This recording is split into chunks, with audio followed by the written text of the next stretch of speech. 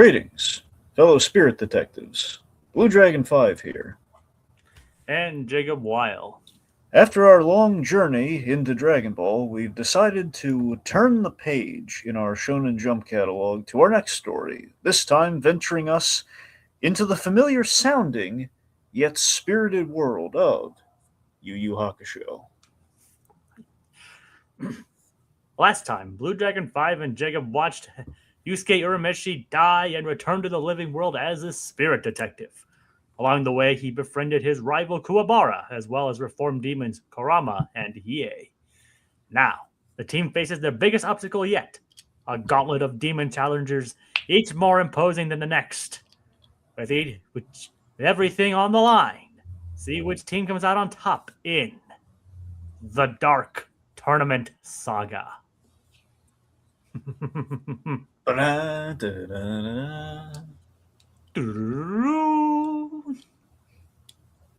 Yeah. That's right, folks. We're talking Yu Yu Hakusho, the second in our four-part coverage of the series. And yeah, this is the iconic one. This is the one I'm sure if anyone's watching this is the one they're eager for us to get to. So look, Yu Yu Hakusho, it could have rested on its laurels with just what we saw in the Spirit Detective Saga in the first season, but instead, it decided to up the game and did one of the best tournament stories that stands side by side with anything Dragon Ball did, and debatably, and depending which circle you come down on, debatably better, depending on who you ask. I mean, that's how good this tournament is, as I hope maybe you experience. But yeah, there's a lot of there was basically between the first two seasons of Yu Yu Hakusho, there's a lot of Hunter x Hunter DNA in this saga and the Spirit Detective side combined, but especially here. I mean, we really get into the fighting side of it here. That's because a lot of people when they look, a lot of people are completely completely shocked. Like I was kind of in the reverse for Hunter x Hunter. Like for most people, it's like, wait a minute, Yu Yu Hakusho, what's that? The modern anime fan loves Hunter x Hunter. They either haven't heard of Yu Yu Hakusho or they've stumbled upon it. And myself, I was always shocked to find out the creative Hunter x Hunter was like the same Yu Yu Hakusho. When you look at it that way, it's very much the bones of Hunter x Hunter are within Yu Yu Hakusho. It's kind of the testing ground for that. So yeah, this was like the big event story of Yu Yu Hakusho. It pushed and evolved the characters, the action, it's top tier, fits the it fits it fits the format of of team stories from the first saga, which we saw. It kind of fits into that nicely, but it was again, it ups it to like the nth degree. Like, what is the most intense version of kind of what we did in our testing ground with season one? With kind of like we had teamwork, we had kind of them taking turns fighting, and it was kind of a loose tournament style. Well, if we did like an actual tournament, we went big with it, like really, really big. Very, very big. So, I mean, for me, with my nostalgia with the tournaments, the Dark Tournament Saga, and just honestly, Yu Yu Hakusho in general was, again, the Shonen Jump catalog. The Shonen Jump, I don't know if we call it a magazine or just the cat. I always call it like a catalog because basically it was an advertisement for separate manga volumes you could buy. So it always felt like a catalog. It's So basically, in the samplings of the different mangas between Dragon Ball Z, Yu Yu Hakusho, a little dash of Yu-Gi-Oh sometimes, and Naruto, and that's basically that's the usual four. Maybe Bleach, whatever was popular, whatever was still going on at the time. This between little teases of the Toguro fight in that, combined with the Toonami episode, which pretty much on Toonami, I went from basically if not the first two seasons, then the large majority of. I don't think I got to the end of the Toguro fight. I think I got up. I got the lead up, and then that's where kind of I broke off from the Yu Yu Hakusho. So I can't fully recall if I got to the ending of Yu Yu Hakusho. I was there for the large majority of the first two seasons, and it was always like just the. It was always like the striking iconography of Toguro basically being like an anime version of the Terminator, but way scarier. Yeah, just the But yeah, I mean, just looking at this story is to kind of put a fine point on it. It's basically it's Yusuke putting all his baggage and character flaws, and channeling into like a noble goal in the form of fighting. It kind of like this character's always had a lot of baggage, but he kind of found a way to kind of have like, in a weird twisted way, have a positive, have a positive outlet for it, which is very demonic and very scary. But he has his positive outlet for it. And it's like the delinquent, the fighter with that proper outlet, the channel that also challenges him. So it's kind of you take the average earthly version of the story. It's like, oh, punk kid, takes up fighting, and he finds a way to kind of like not hurt others, but kind of help people, and just kind of like do something for himself. But what if we take it? He's actually saving a lot of people, and he's also going up against like real demons, real nasty customers that are in the human world. All this. It's like Karate Kid, but demonic. Kind of, yeah. So it's a lot of twists, a lot of turns, a lot of reveals. You got some laughs, you got some tears. It's without putting too big a bow on it. This is the peak of you. This is peak Yu Yu Hakusho. This is the peak of the whole story, my friend. This is the best we get, man. I'm not saying the rest are necessarily bad, but this is the gold standard. This is the peak of the whole story that this arc is. So how did you feel about it watching this for the first time? Well, this is not the first time I had heard about this story going in. Like you have been like all the way back when we were covering Dragon Ball. You talked about the tournaments in the tournament in this show. Yep. So, so this is something that we've kind of been leading up to. So I was kind of interested in. So I was kind of anticipating it, so you can say. And I honestly didn't know what to expect going in. And I believe even outside of you mentioning it, had heard about this before, and people talking about how great it is. And I just gotta say, like, I kind of agree. I mean, this is a and someone needs an example of how to set up a tournament arc. Look at the first martial arts tournament in Dragon Ball, and look at this. I pretty much call these both the gold standards of that I've seen anyway. I mean, there's a reason why the first fight it did with Goku versus Jackie Chun is as great as it is, and I think this took some of the lessons in there and even expanded upon it. Obviously, there's also a lot of different demonic entities, a lot of creative powers. You never know what's going to happen. You don't know. You kind of know that that team of Urameshi is going to come out on top, but you don't really know how. You don't know what Kuwabara is going to be up to next. So, like I say, it was a lot of fun. And I really did enjoy this. And I'm looking forward to seeing the. I don't know. I can't personally say this is the peak of it, but I got to say, still a heck of a show. Yep. All right. Well, that's it. Let's start breaking it down. Yeah. So things do return back to normal, seemingly for Yusuke Urameshi. For a moment, so we have a little bit of a Yukina wrap up where we establish like, okay, Kuwabara, he and Yukina go there. He's still head over heels for her. He loves her. He's very hurt by the. It's not a breakup per se, but it's more of a long distance thing, and he's very devastated by it. Oh, poor guy. Meanwhile, on the other side of the romantic, the romantic coin, we have Like Yusuke and Keiko. I love these two crazy kids together, and I love Yusuke being dragged. I love Yusuke. Just he has to go shopping with Keiko, especially to make up for the fact he kind of ditched her. Like, I mean that's almost every guy's worst nightmare is going clothes shopping. Yeah, but I love this. Justin Cook as Yusuke. He had this great line about, like, come on, Keiko. Everyone, the store lady thinks I'm stealing stuff. Come on. That's because Yusuke has a reputation.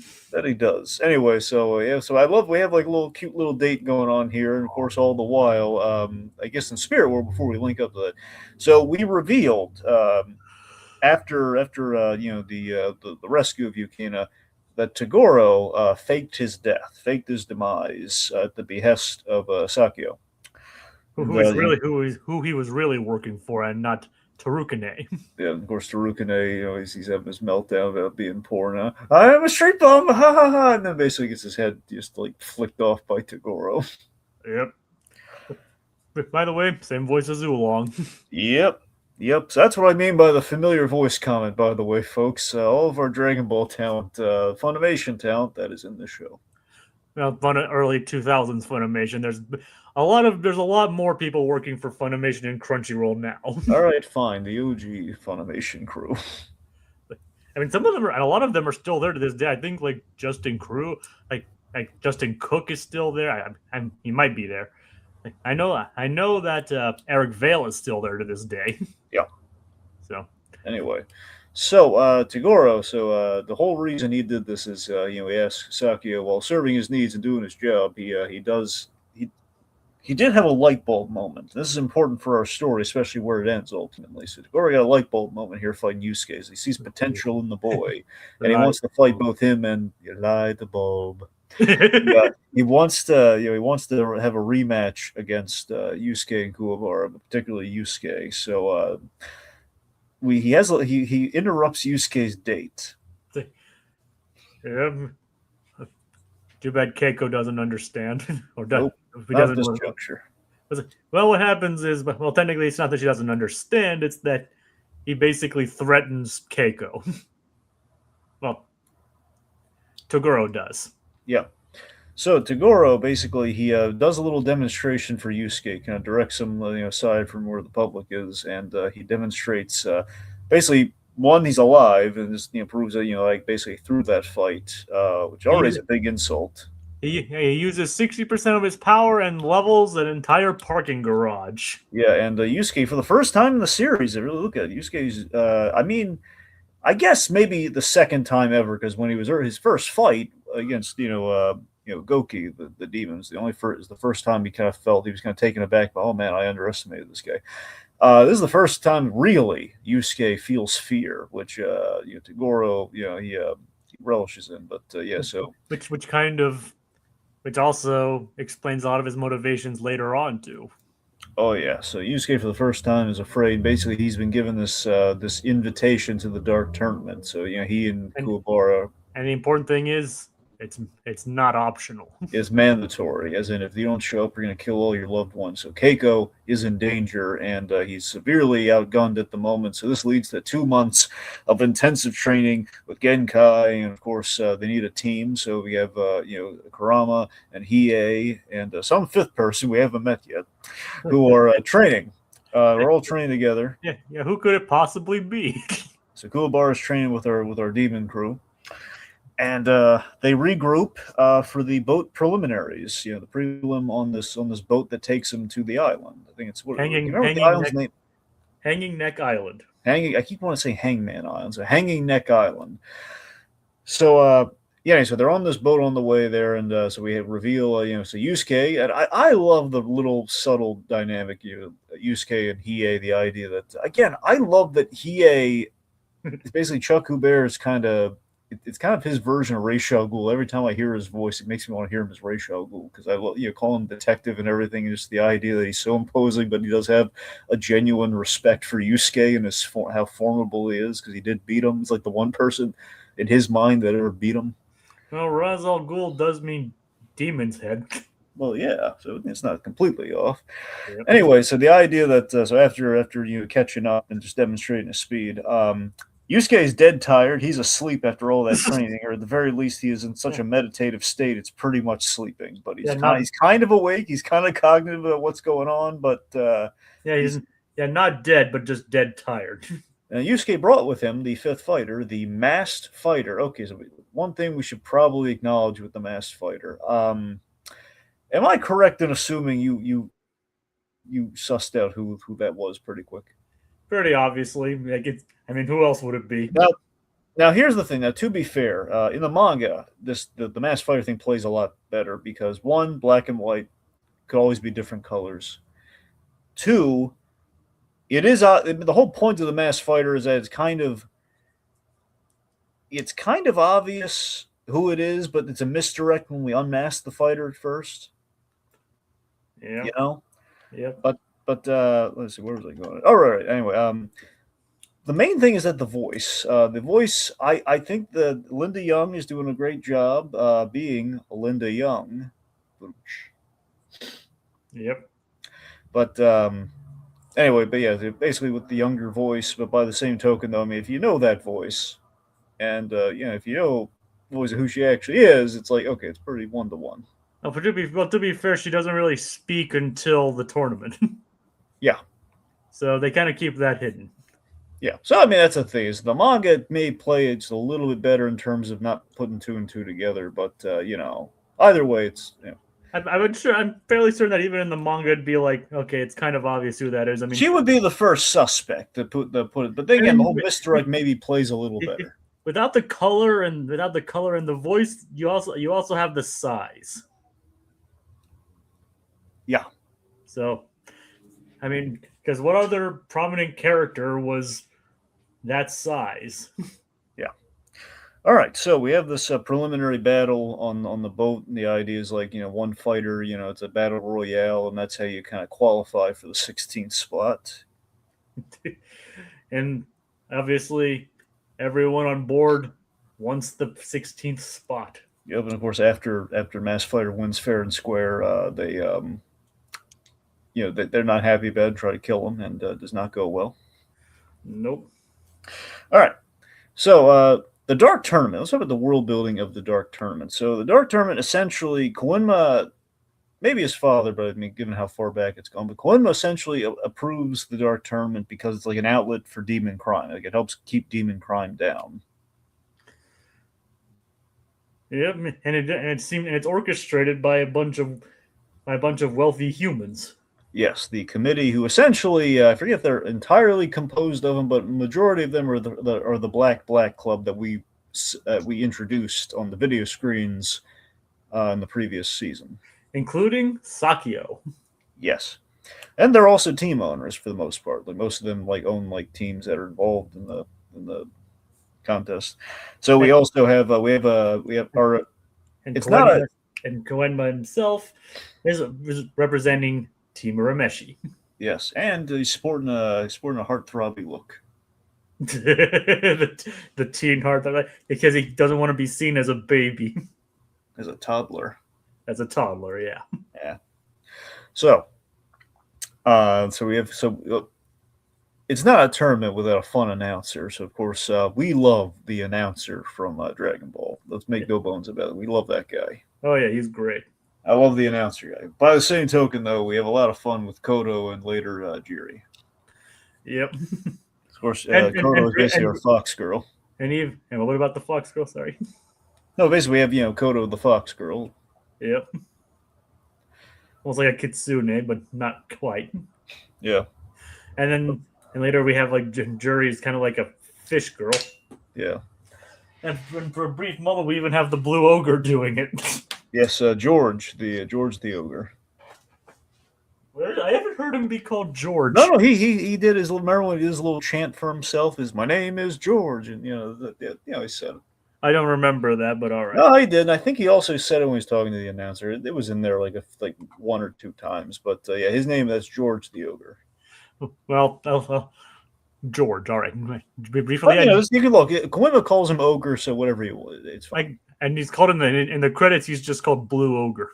Yeah. Well, and the funny thing is, he's also the same guy who voices the narrator in the dub. Yes, that is correct, Jacob. Kent Williams. Yes, good old Kent Williams. Yeah.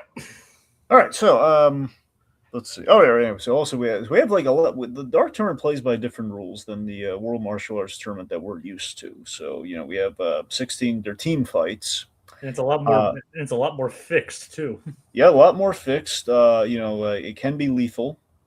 You can use weapons. Can be lethal so long as it falls within the terms of the fight. The terms of the fight being, however basically the team leaders sign off and okay, here's how we're going to do the fight. Battle royale, 1-on-1, lottery style, etc. You get or as one team goes, dice.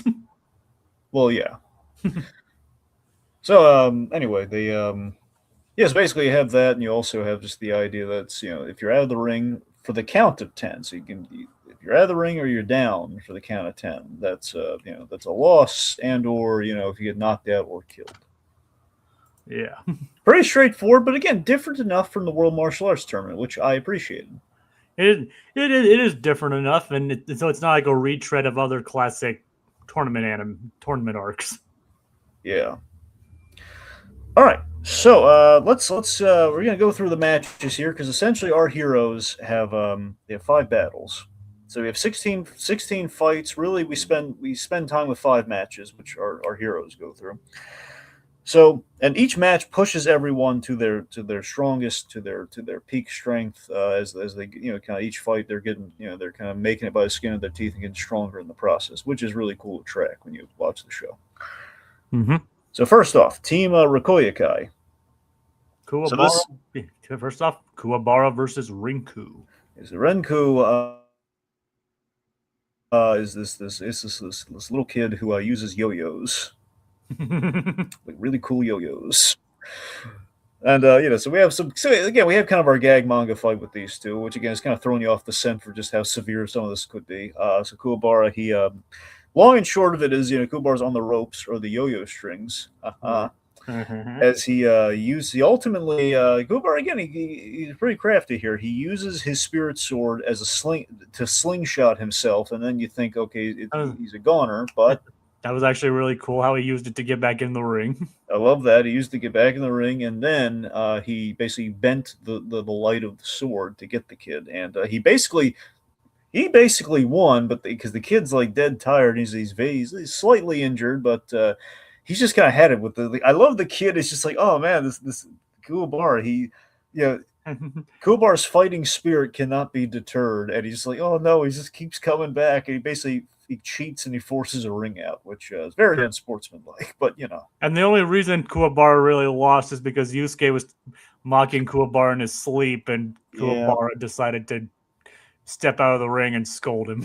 Not entirely the kid's fault, but because Kuwabara did a lot of that, but still, it's not unsporting to tie him up and not let him get back in the ring. Yeah. So poor Kuwabara, he loses a lot of fights in this, but it's not his fault. Really, none of it's really his fault when he does lose these certain fights. But he does win the ones that count. He does.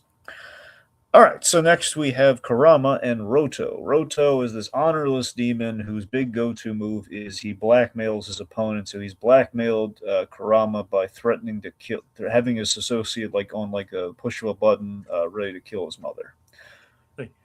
But Kurama basically plays his own bluff. Yeah, this is great. Kurama, he calls him on his bluff, and then basically knowing he would actually push the button, he's distracted him long enough to use one of Kurama's cool signature moves, the death plant move, which basically he sneakily embedded a seed in the guy and basically turned him into a plant and killed him very horrifically. Basically, he grew a plant inside him and killed him from the inside out. It's a gorgeous death that Poison Ivy would approve of. It's like, you don't believe in mercy, do you? You believe in mercy, do you? No. Also, I love that Roto is basically Peter Lorre. And I also like Kurama's line as he walks away. It's like, what irony, such beauty sprung from such ugly soil. God, I love that. How cool is Kurama? Kurama's pretty dang sweet. So something really cool I'm going to make a brief note of here, because in case maybe down the line, I don't want to make any promises, but if we ever do somehow discuss Hunter x Hunter. Our four main characters in Yu Yu Hakusho, they are very much the kind of the archetypes. 4 characters in that show, and Kurama is very much one of those characters. It's just a shame that the entire story isn't even finished yet. Yeah, there's kind of an ending, but if you go by the anime, I feel there's a satisfying ending there, but And there's 2 different animes too. Well, there's that. That's more of a sticky wicket. I guess the modern one being at least there's an ending to that one. That's fair. Yeah, anyway. But yeah, the Kurama versus Roto fight was pretty sick.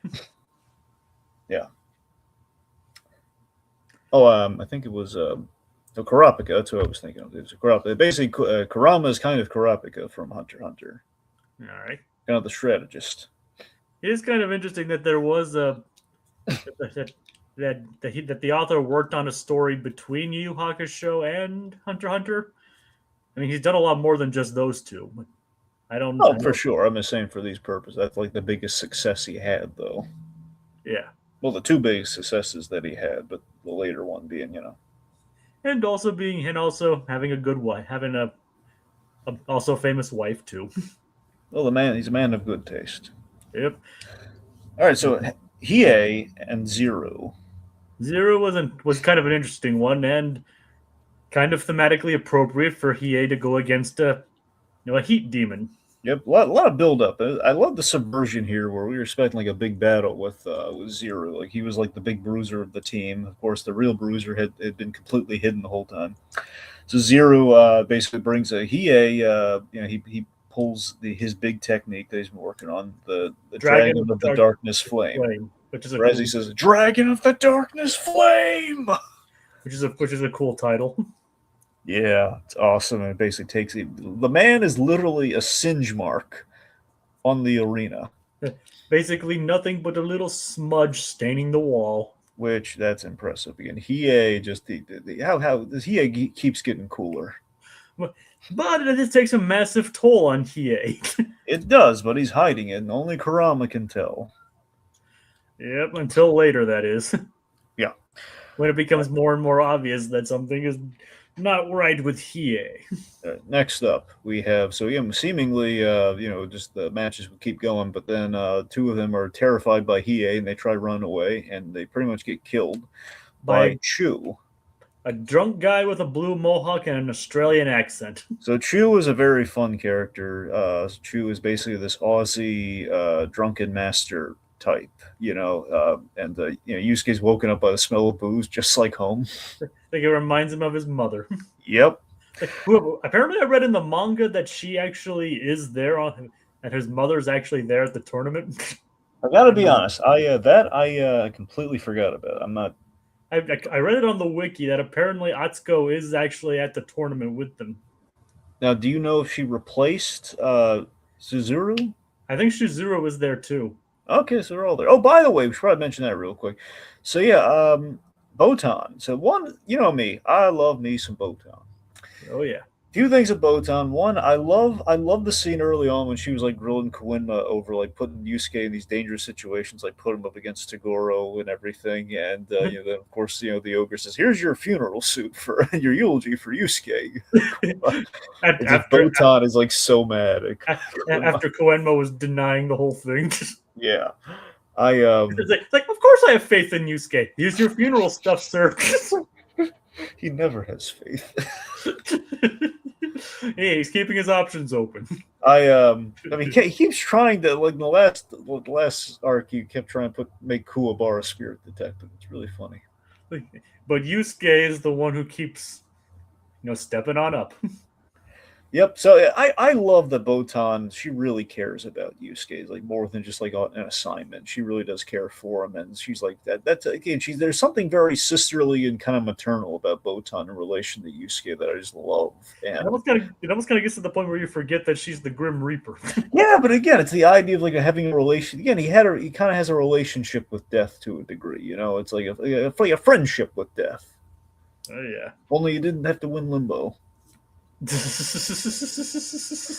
Anyway, so Botan, she's been trying to keep it secret, but she spills the beans. Shizuru was already practically in the know, but basically Botan confirms everything, and the fact is that Shizuru can also sense spirit energy like her brother. Possibly even better. Honestly, maybe even better than Kuwabara. Yep. I mean, technically, she's also Kuwabara. What? She's also a Kuwabara, technically. Yes, more than Kazuma. Happy?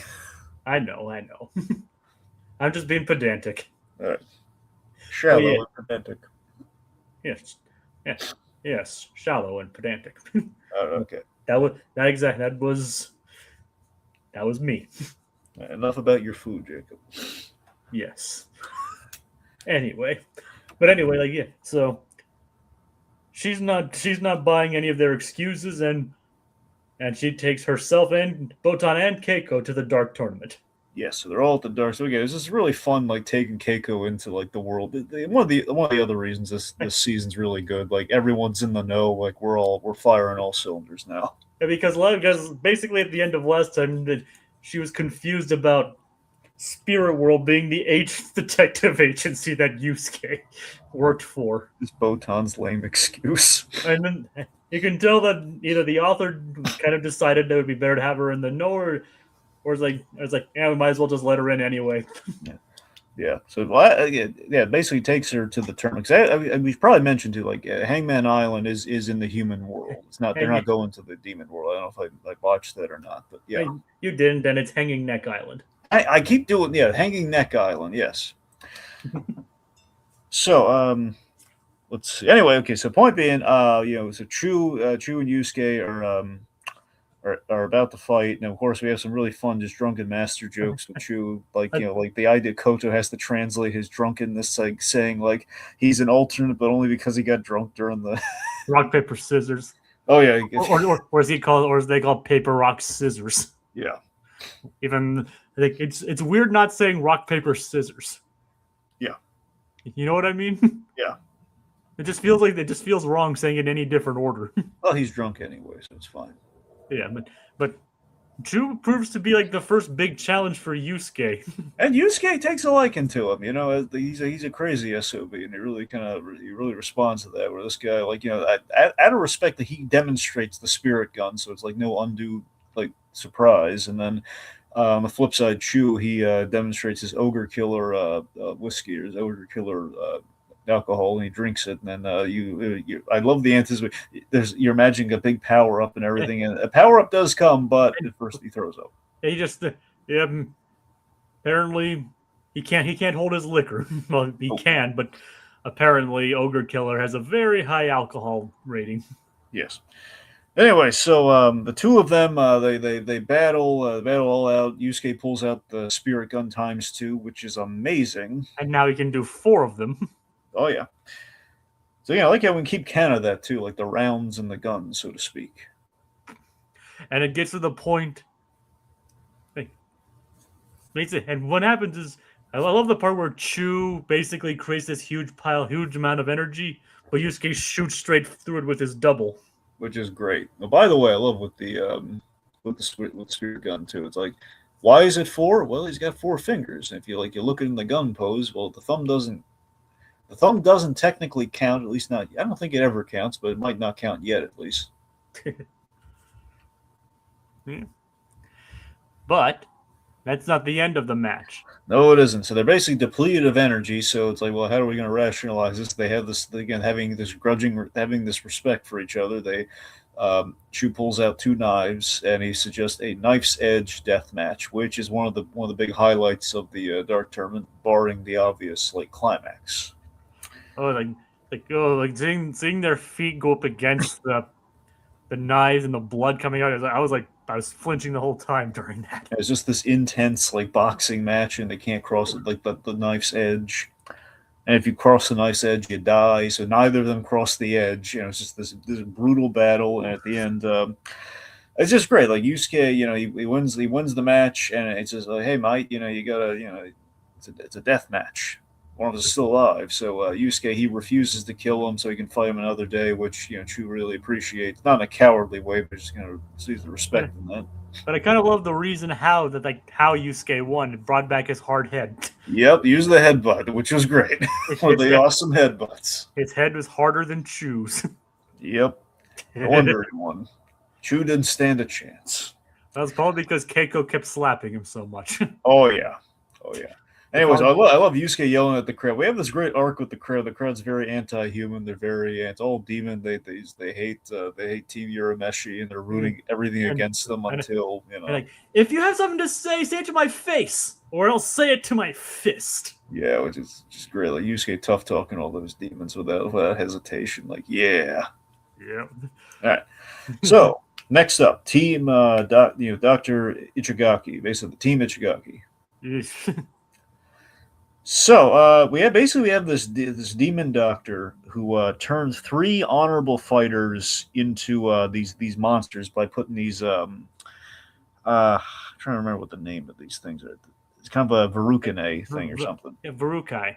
The Varukai, putting these Varukai things on their back, which gets in their bloodstream. Basically, has he's kind of mutated or through science. He's experimented on these three Kind of like good-hearted fighters. like bloodstream nanobots kind of thing. There you go, kind of a demon nanotech kind of thing. So anyway, so he's turned these three human fighters, into monsters. They agreed to this so they could save their sick master, who was voiced by Takanada's voice actor and the original announcer of Dragon Ball. Ooh. Yeah. Nice.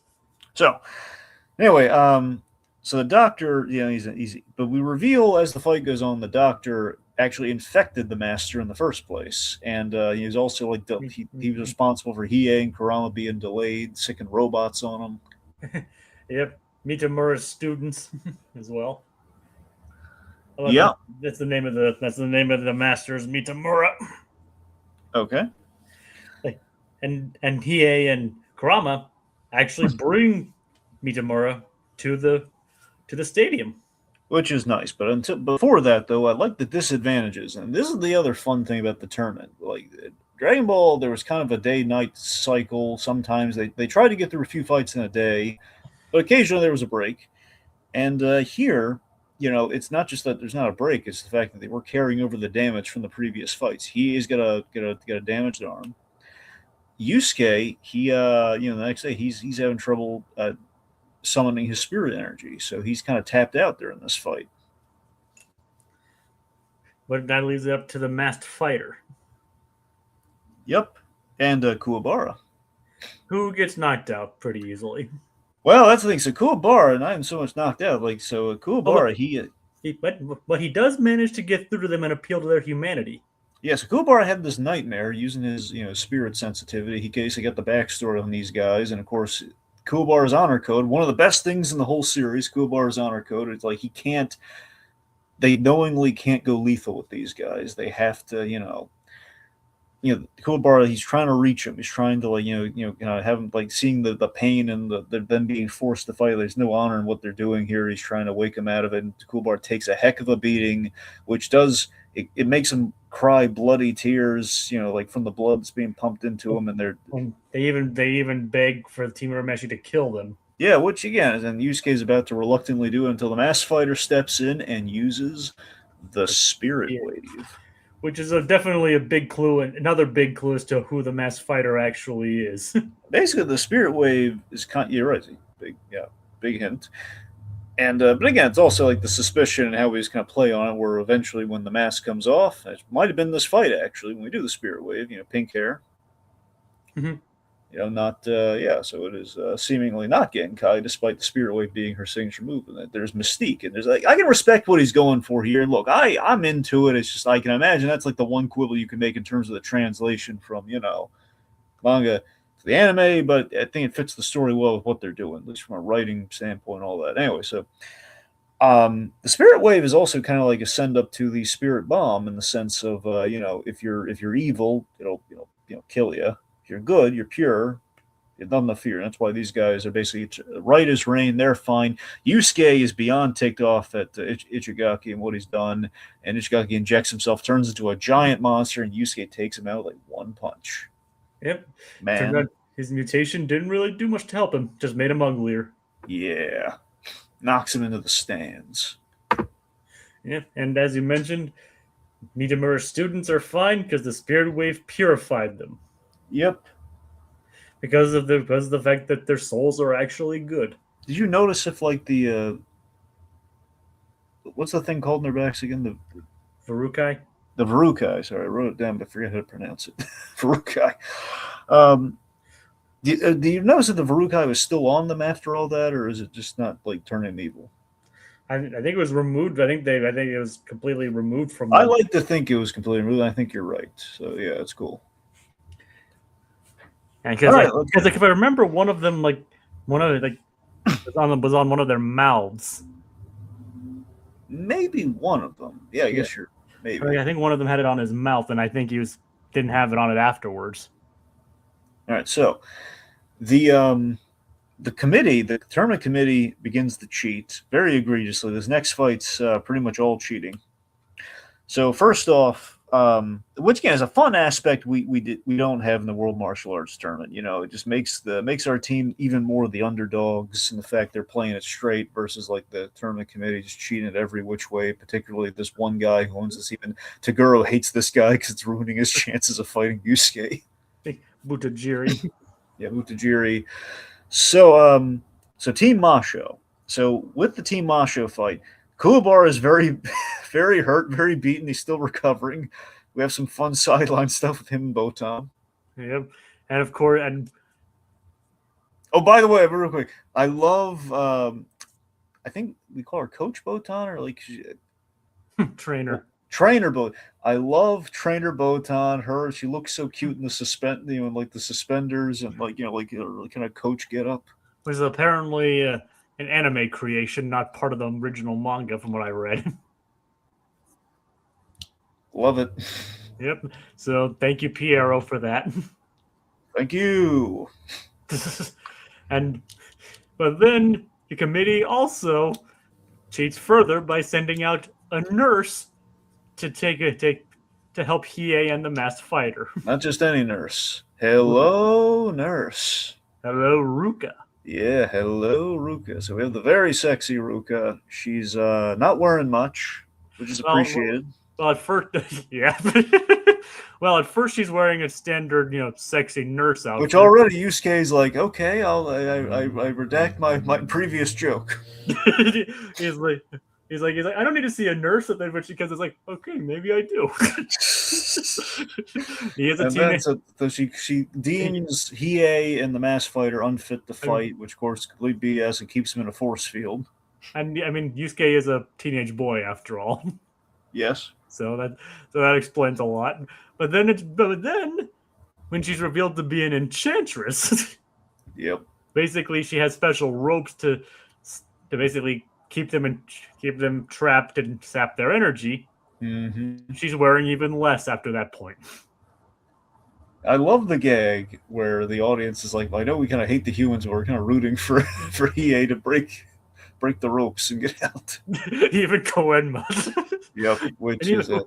I remember he even had George hit his head so he had an excuse to go see the nurse. Which is hilarious. But then he got mad at him when he found out that the nurse was an enchantress. I think with the nurse gag later on, I think the best joke was Kuwabara. When we get to Kuwabara kind of being able to fight again, it's like Yusuke saying, Kuwabara, you can't fight. The nurse said it. Hey, the nurse didn't say I was medically unfit. She's not a real nurse, you idiot. Yep. Stop twisting the facts, Urameshi. It's like he wanted to see the nurse too. Yeah. Or that he was. No. He's Kuwabara is like saying that he was determined to fight. Yeah. He's like, clearly not a real nurse, Kuwabara. Yep. And besides his heart, I wish she was a nurse, but she's not. And besides his heart belongs to Yuki now. That's true. Anyway. So let's see. All right. Okay. So first off, Kurama versus Gamma, the Master of Disguise. Yes.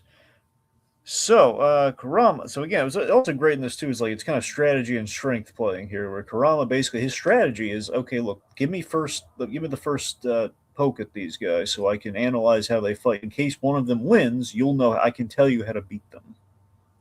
It's a pretty good idea. Yep. And then Yusuke coming in with like the strength. That was really anyway. So Kurama and Gamma. So Gamma basically is all about kind of paint, calligraphy, and markings, and uses these kind of like magic kind of rune markings to basically uses specialized makeup, and whatever limb he applies it on renders that limb paralyzed. Or like with conditions or something like he kind of weights weights Kurama down. Like spirit weights, basically. Yeah, like spirit weights. Anyway, and then Kurama's basically trying to like suss out like how to beat this guy. And then eventually he uses the rose whip to kind of cut the guy to pieces. And the guy seemingly, he basically lets himself die in order to trap Kurama, basically by kind of painting in his own blood, which kind of counts. He basically paints in his own blood as he basically completely makes himself fall to pieces. Because and it turns out that's what his makeup is made from. Yes, made from his magic blood, and basically uses it to paint one more marking on Kurama, which is basically traps Kurama's spirit energy within him, which is a bad thing. But Kurama then has to go up against Toya, the ice demon. Yeah, Toya. So Toya is really cool, and Toya is basically so he's got ice abilities, and so we should mention this with Team Masho on the whole. So Team Masho, these guys are shinobi. Yes, they're shinobi, which basically is Japanese for ninja. Shinobi of the spirit world, but that's what their name is. Exactly. So these shinobi basically they have a very seemingly a noble goal. They just want they want the island, they want Hangneck Island, they want to live in the light for a change after all the stuff they've done. Yeah, but it turns out they're not the original shinobi of the spirit world. Their titles are passed down from generation to generation. True.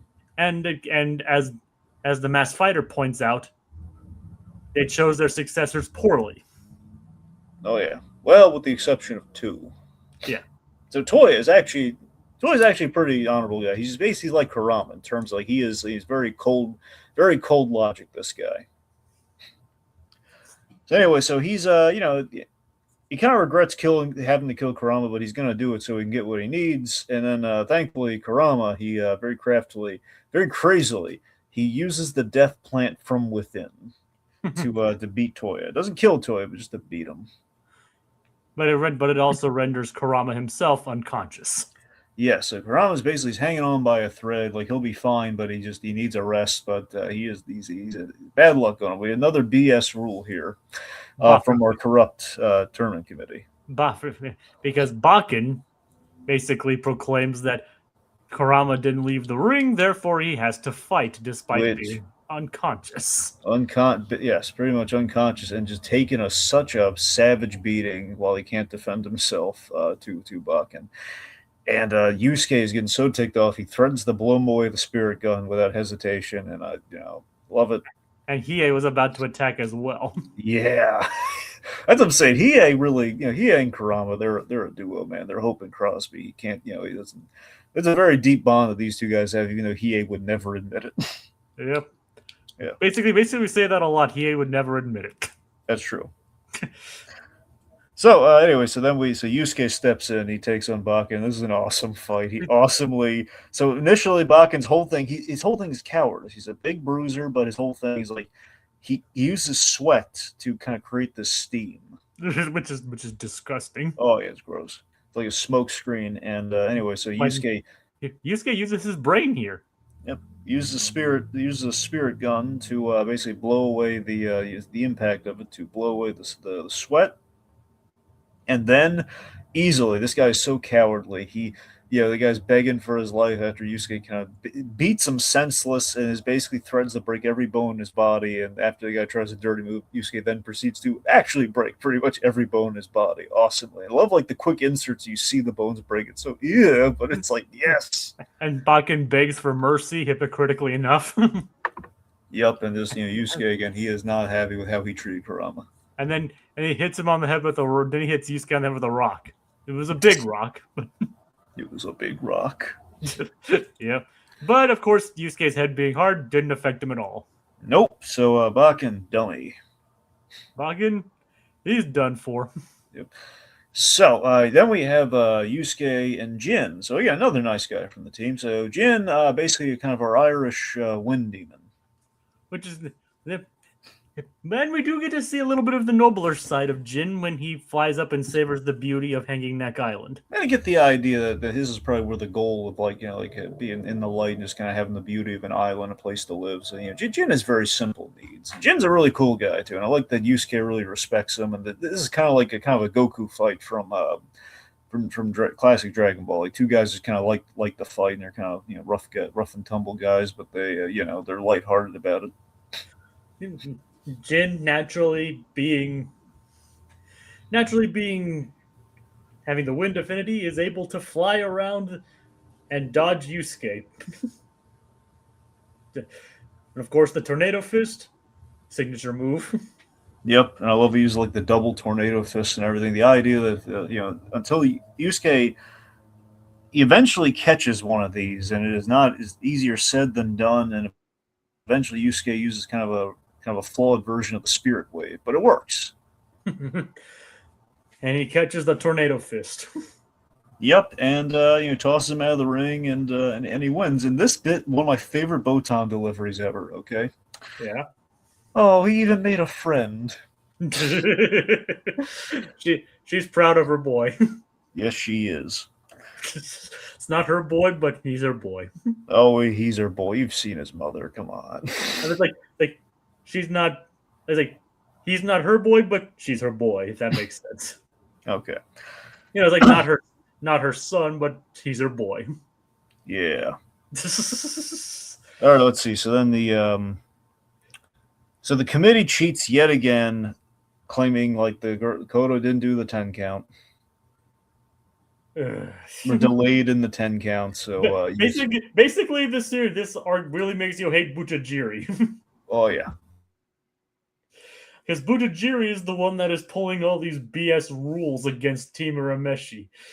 And it's also probably the reason why Koto gets demoted later, because she protests against it. Yes. Well, that's pretty bad. So it's very much why. Yeah. So they rule it they rule it as a double loss. Yeah. Not a draw, a double loss. Which it really makes you it's infuriating. It's infuriating, yeah. All right. So, because of this, they have no fighters, at least it would seem. And then, of course, our hero, folks, Kuwabara. Kuwabara, he gets up again, clearly in pain, clearly in severe agonizing. The man should not be standing after the life-saving beating that he took in the earlier round. All the while, Hiei is beginning to heal.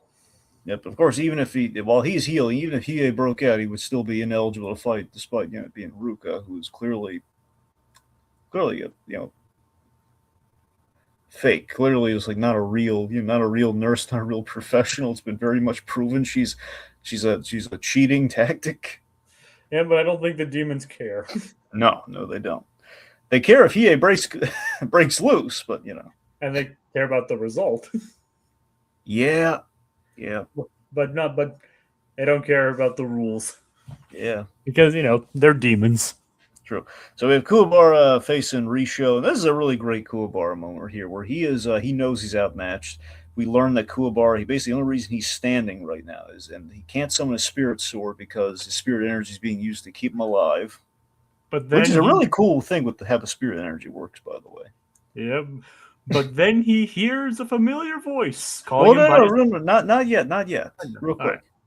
So, all right, really great bit of Kuwabara. He's willing to die for a draw, so they don't lose. And he's saying his goodbyes to everyone. He's tapping into life energy, which we've established is a bad thing. Life energy could be final, could be very fatal, depending on who you are. Demons have a better chance at it, but humans, it could be Kaputski. Mm-hmm. The last time Yusuke used his life energy, Kuwabara had to give him some of his so he didn't die. But so it's seemingly, but again, we have like the goodbyes and everything to everyone, and it's a very noble moment, and I think everything changes. What voice does he hear, Jacob? Yukina. Here's Yukina, and it's the power of love, baby. It's the Huey Lewis effect. It's the power of love. He just like slaps the Risho's like using like earth for armor and everything, and the guy's is very formidable, it would seem, and this Kuwabara like slaps him away like it's nothing, and then he's like the guy's interrupting his one-on-one time with Yukina, and he uses the spirit sword to take the guy out. Yeah, just such a love-struck buffoon. We love him for it. He used the sword to swing Risho into the audience. Heck yeah. Yeah. So speaking of romance, we have Yusuke and Keiko. They're catching up after the fight, and we have. I love Botan as like the color commentator, and like we have like the little cat Botan gag. She like everyone's like, hey, she's like her curiosity's like turning her into like a literal cat in kind of like a Super D anime moment. Yeah. Of course, with Yusuke and Keiko, we have the butt poke gag. I'm saying that she's grown up, according to Yusuke. Yep, yep. It's like, yep, that. No, and again, naturally, she slaps him. It's a flattering look for Keiko. I'm just going to throw that out there. But yes, we have this after the slap though. We do have a really nice. Like, if you die, I'm going to kill you. Bang. I love the bang bit. This the bang, and he's that thumbs up from you. It's a winning. It's a winning moment between those two. That's why I love them as a couple, right there. They're childish when it comes. They're the pair of childhood friends. You can just they've had so much history together. But that when it comes down to it, though, it's like, hey, don't you die again. I can't take that. And it's like, yeah, promise. Yeah. Of course, meanwhile, Kawinma comes bearing gifts. The spirit egg. He hands him the spirit egg, which finally, apparently, Kawinma somehow, I forget how, he somehow salvaged the spirit egg that he used, they sacrificed to save Keiko. And it's been growing ever since. Admittedly, it's a bit of a plot contrivance, but it works. Spirit Beast hatches, which again, the risk being, depending on his actions, it could have been a monster that could bite his head off, or could be something that could help him. And Jacob, what is the result? A little blue Furby-looking creature named Pooh. Boo! By the way, they sell plushies of this guy. Sadly, there's not a lot of Yu Yu Hakusho merchandise, but one of the least variety of Yu Yu Hakusho merchandise. And the one thing they do have for sure, little plushies of Pooh. That's adorable. So Pooh is just this hilarious design. It's adorable. It's like it's a cute anime Furby. But what if Furbies weren't creepy? That's kind of what the idea is here. Yeah. Yeah. So, by the way, I love that. I just want to throw in there too. I love the banter and the dynamic of our foursome of our four guys. Of Yusuke, Kuwabara, Kurama, and Hiei. It's like Hiei Pooh likes to perch on Yusuke's head, and he's like, "What on earth is that thing on your head? That ridiculous thing on your head?" Is like Hiei just like saying that to Yusuke. And it's just, and everybody laughs at it, thinks it's adorable, and it is adorable. It is. This is our big loudmouth guy, just like with this cute little. but that's his soul. Yep. Basically, Yusuke's inner soul is a little blue Furby. Yep. So that brings us to next day, Team Uratogi. So then we have Jury in the ring. We're in a new arena. Well, we also have the training in between that too. Yes, we do, but let's put a pin in that. Okay. Wayne, do you want to get into it now? I mean, whatever you prefer. If you want to get to Team Uratogi. Okay. So basically, let's say this. Okay, so Yusuke and the masked fighter, they get into it. Of course, it is revealed the masked fighter is indeed Genkai. The biggest surprise of the year. I know. Just stand by the fainting couch, kids. Yes. So Genkai, basically, when she uses her spirit energy, the way spirit energy works is you turn to the peak of your spirit awareness and spirit abilities, which in her case was in her 20s. Of course, Yusuke's case is kind of now, so it's kind of him at his prime. So, anyway, the point being, she needs to pass on her last technique, the spirit wave. Well, basically, she wants to pass on, she never completed his training. She needs to complete his training, or else he's not going to have a prayer going up against Toguro. So, to do that, though, Yusuke has to. Yusuke initially, she tells him like, you have to kill me to do it. and so she leaves him to make his decision. Yeah. So Yusuke, he's ultimately, he cannot bring it. Tells Genkai, look, I'll have to do this on my own. I can't bring myself. You're like the only teacher I've ever respected or I've ever liked. You ever got through to me, so I can't kill you, which is a really sweet moment. But then Genkai reveals that's the correct answer, not wanting to give it to somebody who's willing to kill their teacher for power, but also not someone who would answer immediately. Yeah. So, of course, Yusuke's like, why'd you put me through the ring? Because you're going to need that for what's going to come next. So basically, the way this goes is that Yusuke and the Masked Fighter are kind of out of the fight for a while basically they're in a cave, very Yoda-esque, and And she and his true test is taking the spirit wave orb, and he has to accept it and basically take it in without giving in, or he will die. because it's extremely painful. Thinking because apparently it's powerful enough to power an entire city block. And when he takes it in, it at first seems fine, but then blood starts shooting out of his body.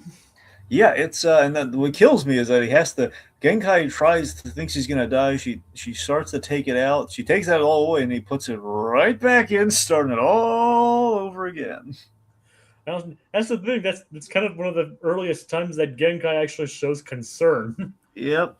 Like she shows that like she's doing too fast. Like she's actually showing concern for Yusuke for once. Yeah. And this is the same woman who had him balance on a spike for 12 hours. Yeah. And now she's showing concern. Yeah, well, you torture the ones you love, Jacob.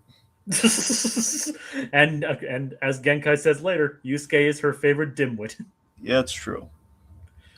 So anyway, so while that's going on, our guys are making do without them. So going up against Team Uratogi, and that means Kuwabara is kind of the interim team leader. With the remaining other teams, Team Gorenja, Team Urameshi or Yatogi, and of course, Team Toguro. Yeah.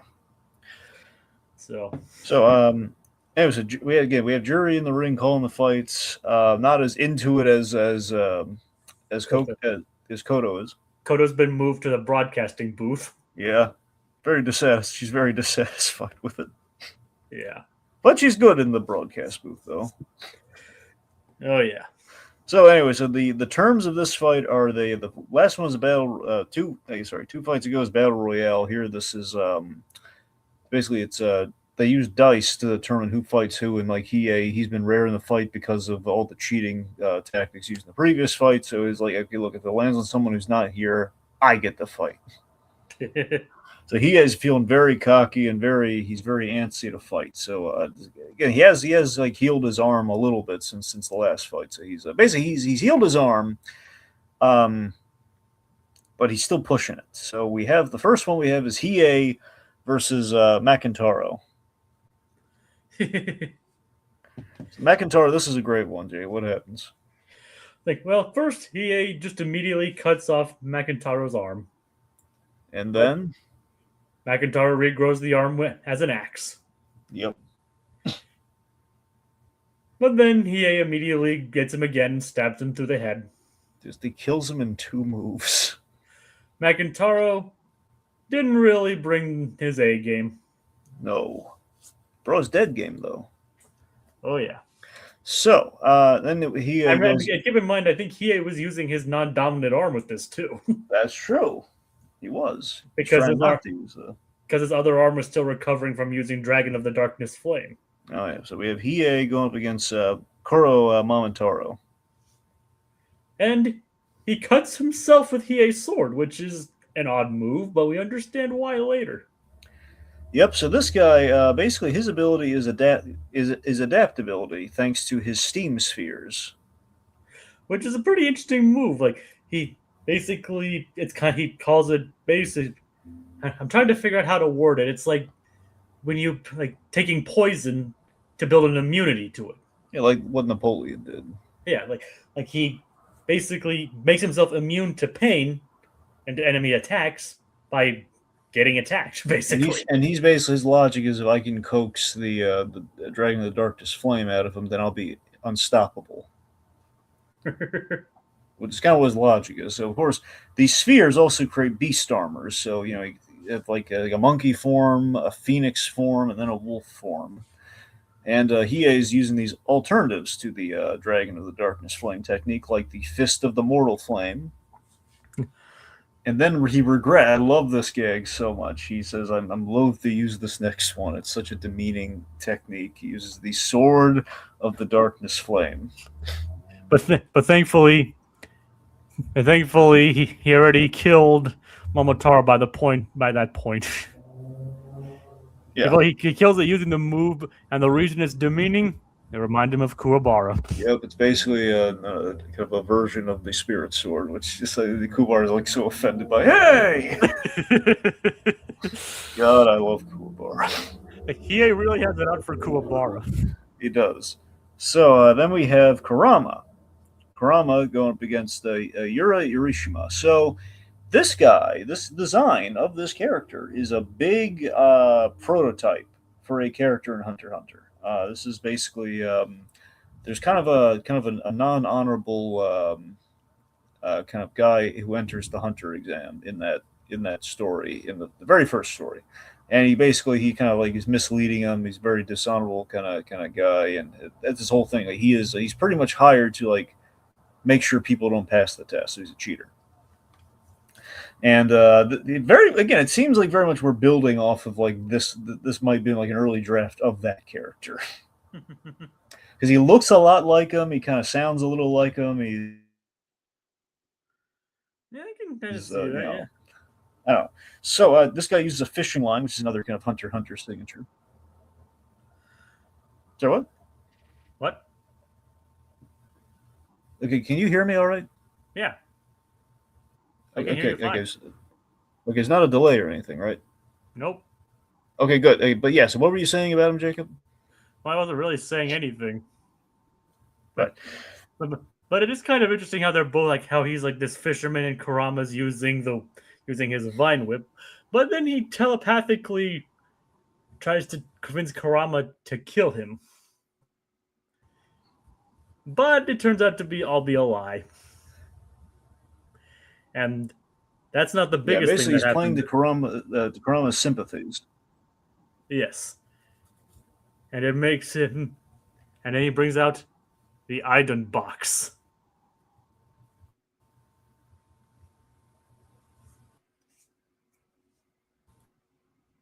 Dragon?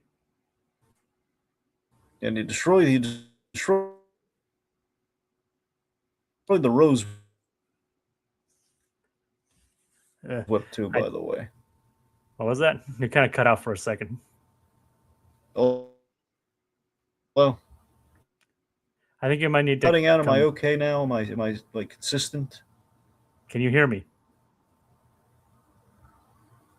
Okay, I think there. Yeah, I can hear you. Can you hear me?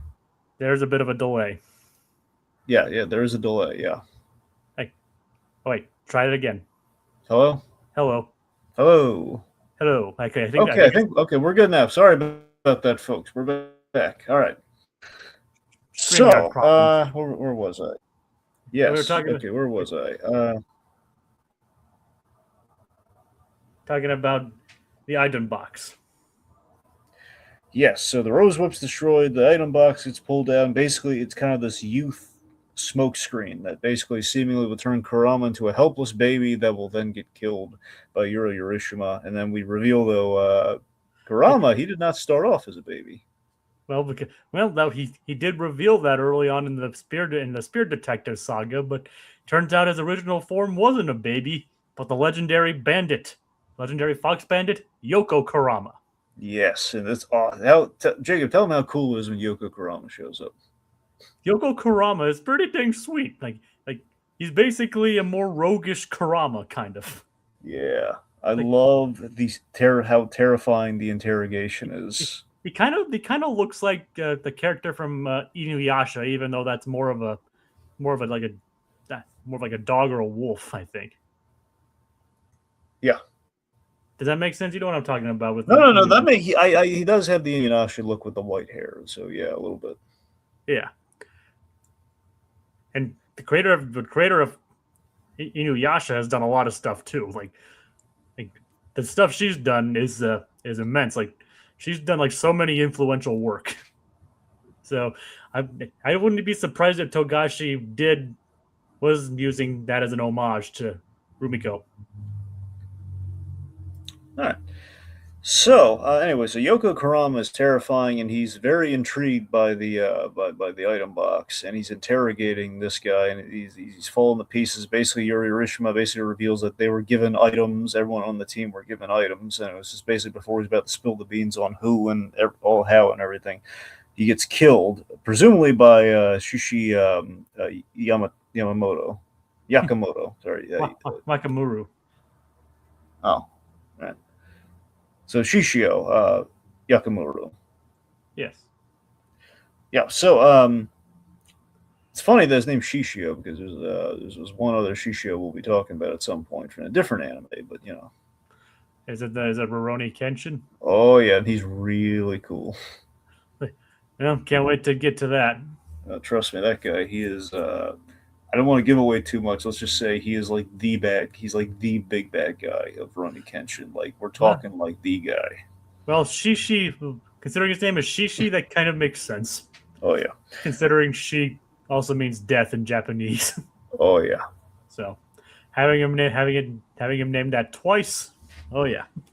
Yeah. Okay. So point with this Shishio. So Kuwabara goes up against this Shishio. At least that could be because he wins rock paper scissors, which we set up in the first arc because you know he's spirit awareness. He's really good at rock paper scissors.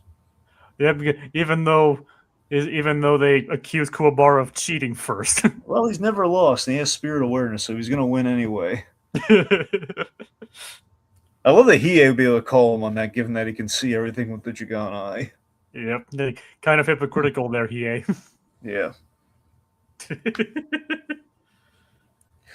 All right, so Kuwabara goes up against him, but then he uses the Cape of No Return, which leads to this hilarious joke of Kuwabara gets jettisoned. It's basically kind of like the fly. What is it in SpongeBob in Shanghai? What do they call it? The Fly of Despair. Yes, it's kind of like. Basically, it's like the Fly of Despair from SpongeBob, where it goes in like this, like other dimension, like whoa, and he ends up on the other side, which basically ends up in the old arena. The girls got lost for plot convenience's sake, and they run the Kuwabara. We have a very off-model Kuwabara, like being reunited with the girls. Yep, but he's gonna get very used to that stadium. Yes, he is. Right. Anyway, we should take a break from the action for a moment. So as we mentioned, we kind of forgot to mention that the semifinals and finals are held at the new stadium. Well, I mentioned that. Oh, you did.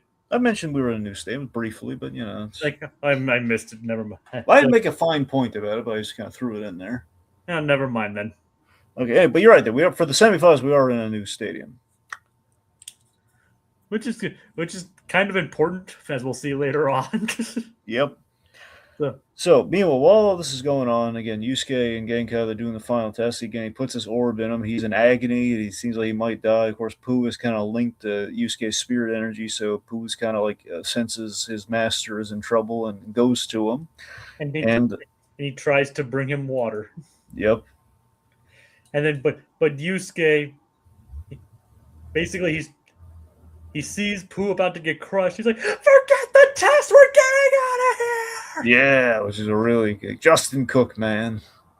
Like, I can't do it justice because I don't want to throw out my throat and because I still have to do all this. Yeah. And I don't want to, and it's 11 o'clock where I don't want to wake up my neighbors. Yeah.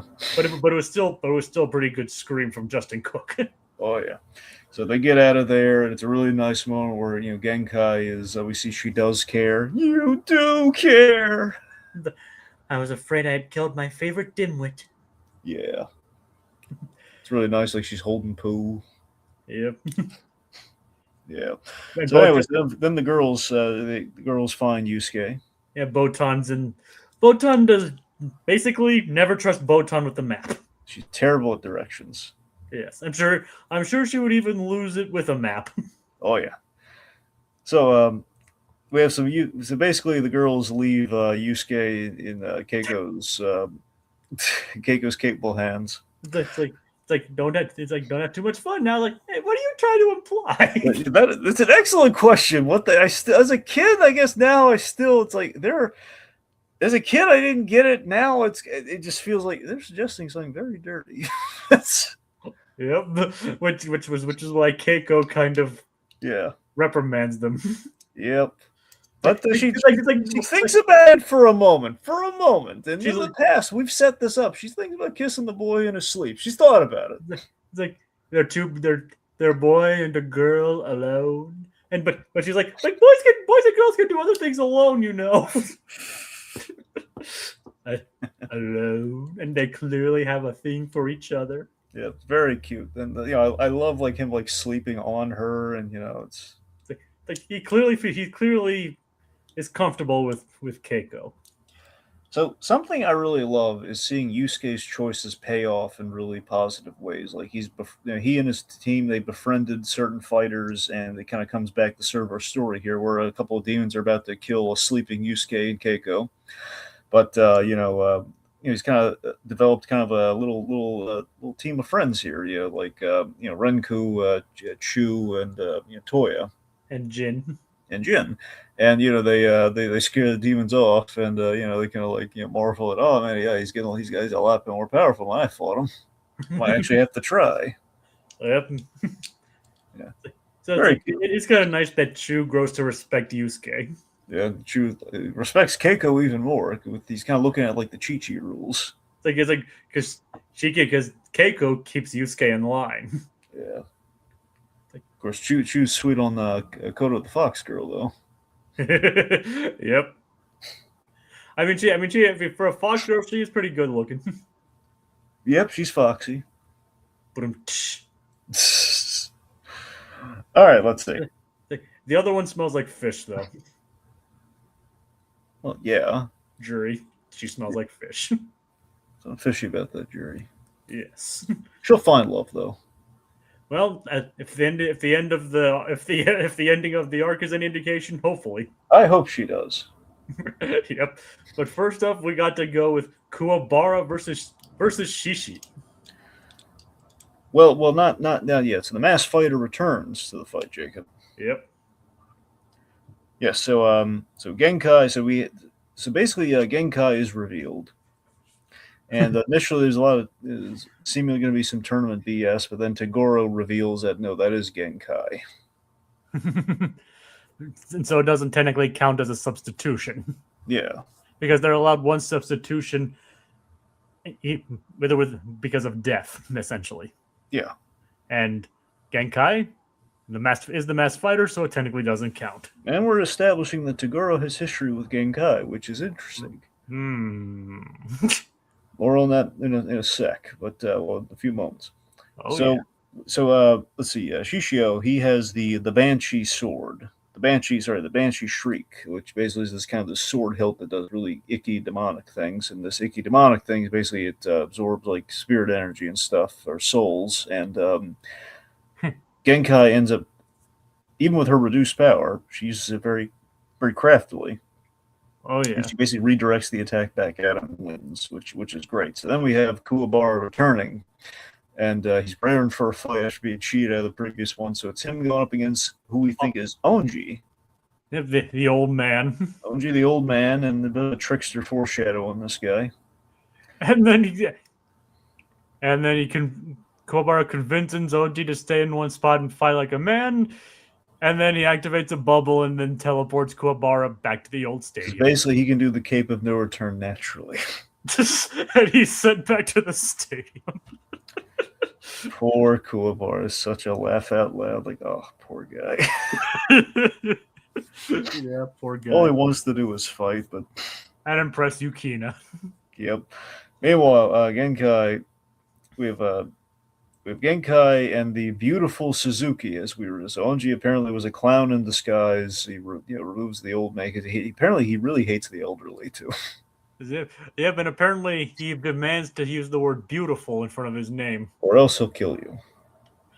So this guy is a huge prototype, at least in aesthetic and just kind of the attitude and just kind of the showmanship, to Hisoka from Hunter x Hunter, who is basically a big standout character he's basically kind of like the Joker from Hunter x Hunter. All right. More or less, I mean, he's literally a clown. He's a clown-themed fighter he has an obsessive relationship with Gon, the main character. It's very, he's very Joker-like. Eesh. Oh yeah, but that's the thing. And plus, there's so much creepiness to that guy. I can't even tell you. Especially considering Gon is supposed to be like a very young kid. That's the thing too. There's like an obsession. I mean, I want to say it's not an obsession in that way, but there are moments in the show where they up the creep factor with that. So he's creepy in all senses of the word. Well, there you go. That's the thing. So let's see. So again, anyway, so this guy is basically he's a clown who's seemingly very dangerous, but Genkai's not afraid at all. She sees right through him, like swipes his nose, and then basically takes him out. Basically, the guy's old tricks. He's barely a fighter. Even with Genkai's powered down state, she's able to easily overpower him. Beats him, doesn't break a sweat. So after the fight, so it's another win for Team Urameshi. Genkai bids Botan and company farewell. And she says her goodbyes. She has a really nice foreshadowy goodbye to Kuwabara, saying, "You have a gentle heart, Kuwabara. Use that." Aww.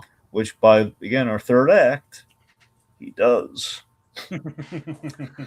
So we have so the reason she's saying her goodbyes, she and Tagore have this scene in the hallway where basically they have unfinished business and they meet each other for one last fight.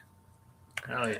So we established that she and Tagoro, in her younger years, when she was in her prime, they had a relationship and a history where they were very much kind of fighters together, and they liked each other. They presumably dated. It definitely kind of implies that they were in love with each other. Absolutely. And there's basically they took very different paths. Like as we reveal by the end, Goro had a very traumatic event happen, which basically pushed him into a really dark place. He won the dark tournament and used his wish to. He mainly used it as an excuse to kill demons, and he used his wish to forsake his humanity and become a demon. Not just a demon, like an A demon or whatever class, like the very one of those dangerous demons ever. Like basically what his whole wish, I wrote it down, like, you will turn me from a human to the highest class of demon, a kind that lives for centuries and whose body will practically never age, a kind with strength absolute. Like the idea that he sacrifices humanity, possibly for like a noble goal of like, and maybe initially, I think it started off as like I'll be a scourge to the demon kind or whatever. And but the reality is he simply ran away from death. Oh yeah.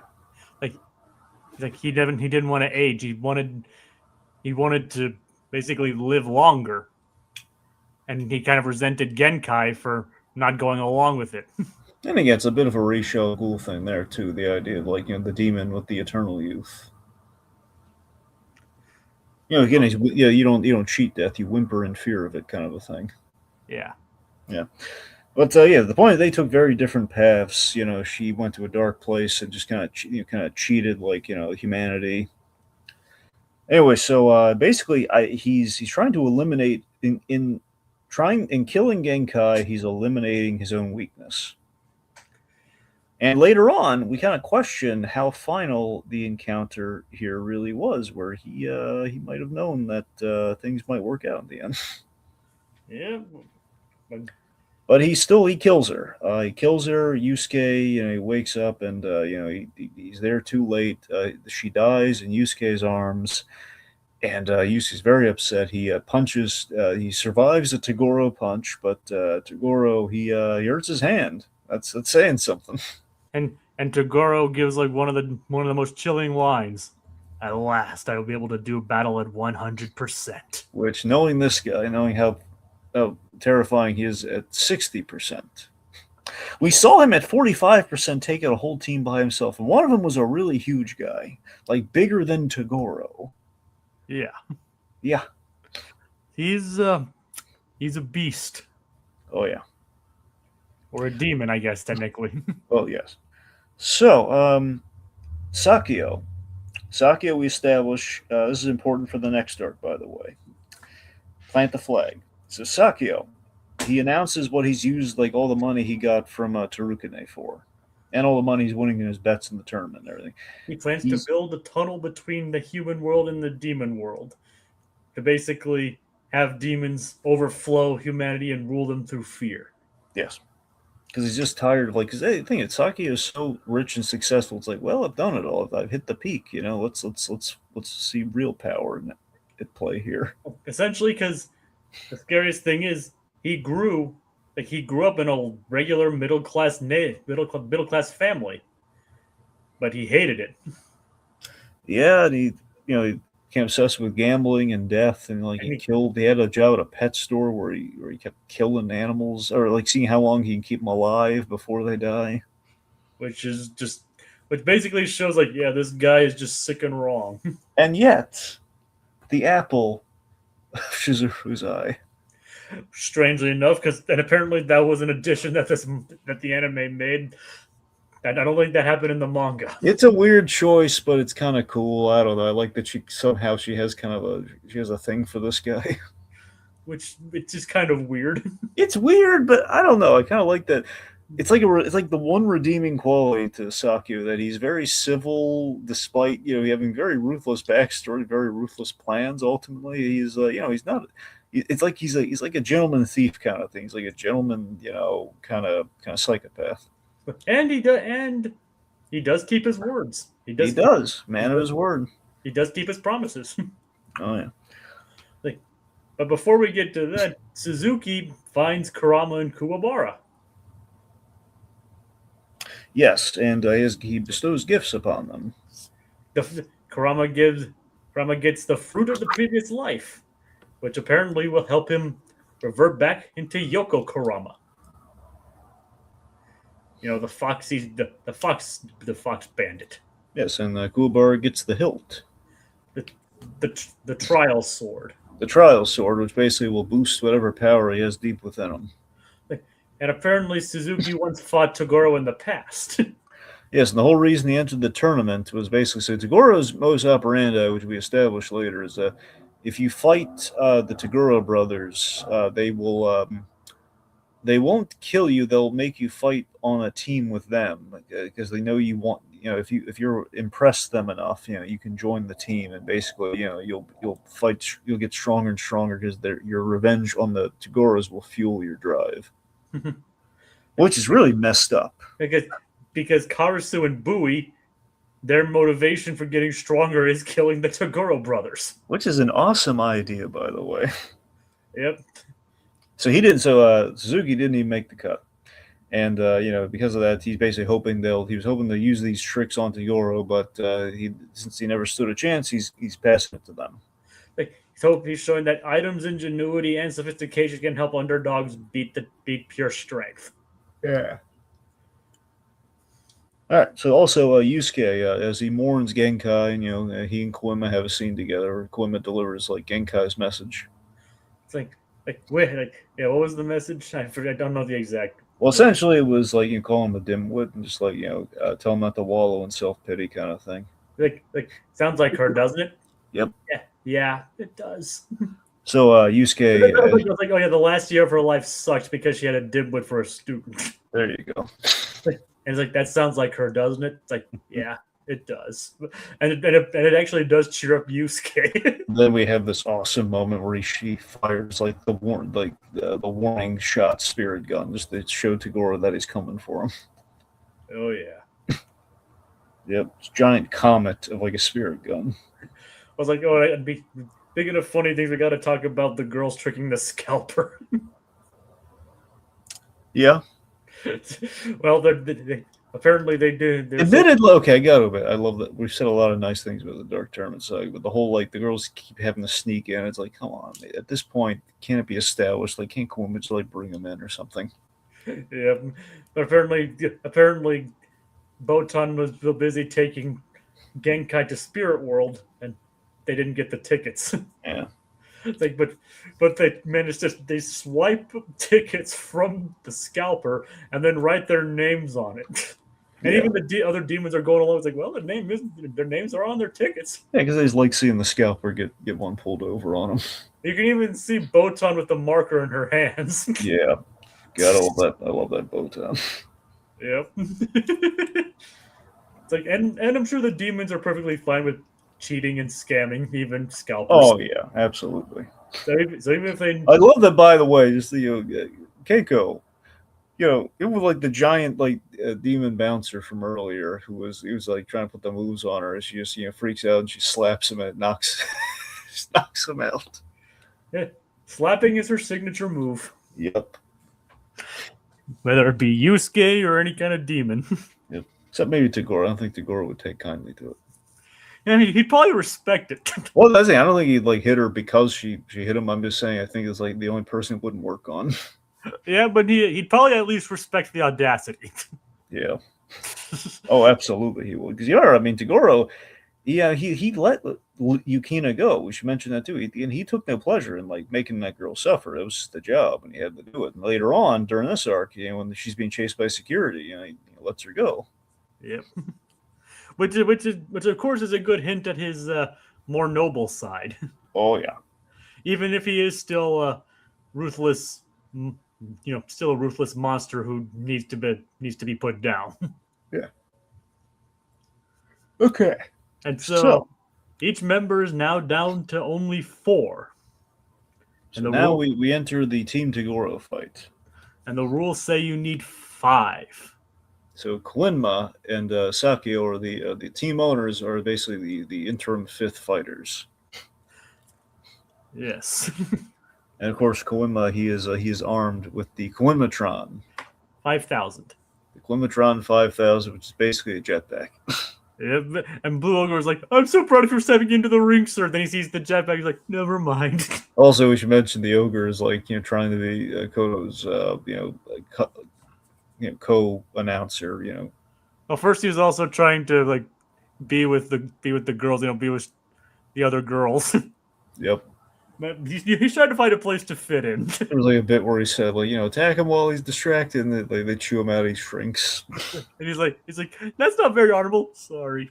I mean, since when do they care about honor in this fight? It's the girls. Yeah, but it's a fight that they have the honor wouldn't get them much in this fight, except for Kuwabara. Yeah. So, but the first fight. Kurama versus Karasu. So this is really interesting. So Kurama is like never really put off by anybody. Karasu is being able to sneak up on him, really threw him for a loop. So that's why he's been working so hard to get a strategy up against this guy. Karasu's creepy. He's got like this mask and everything. He looks like a Neil Gaiman drawing come to life. Like Son from the Sandman. So Kurama's strategy here is stall him until he can he's timed the Yoko Kurama transformation to be 15 minutes. So he needs to stall until he can he already took the serum, he took the fruit juice as it were. And he reveals that he can be in that form for 15 minutes. Yeah. He's basically just waiting for it to kick in. Anyway, so the fight goes on. Then, unfortunately, Karasu's power is he can manifest explosives, which is not good.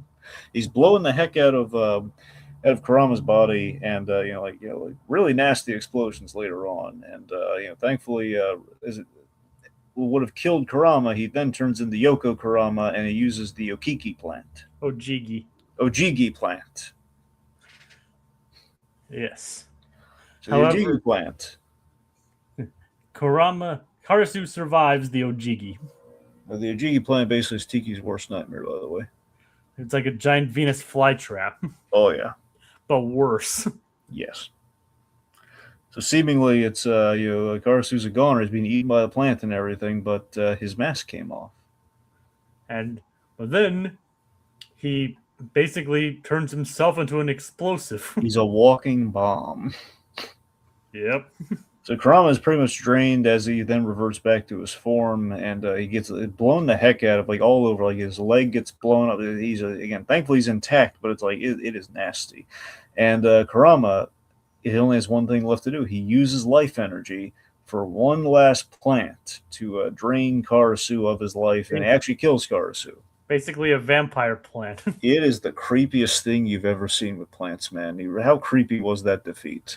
Oh, because that's the real reason why he sliced open Karasu. Yeah. It was not to plant the seed, because obviously Karasu knew that trick. Yep. But he basically does that to basically drain Karasu of his life force. Yep. But unfortunately, Karasu still wins because Kurama was knocked out and took longer than 10 seconds, which is still BS anyway. It is. Yeah. So then we have Boy versus Hiei. Now things go a bit differently here. I This is love not. I love how we parallel how these two guys operate. Where he at this point he's using bandages to contain the dragon of the darkness flame and all the energy within him, and then Where Bowie was using the armor to contain his aura. yep, to protect his opponent from it. So the fact that we have this big guy with these giant weapons, which is the fact that it was such a misdirect with this guy because he boy and he's got all these giant weapons and axes and everything, which he makes quick work of. That's not the that's not what to be afraid of there when he takes that armor off. And he's even stronger.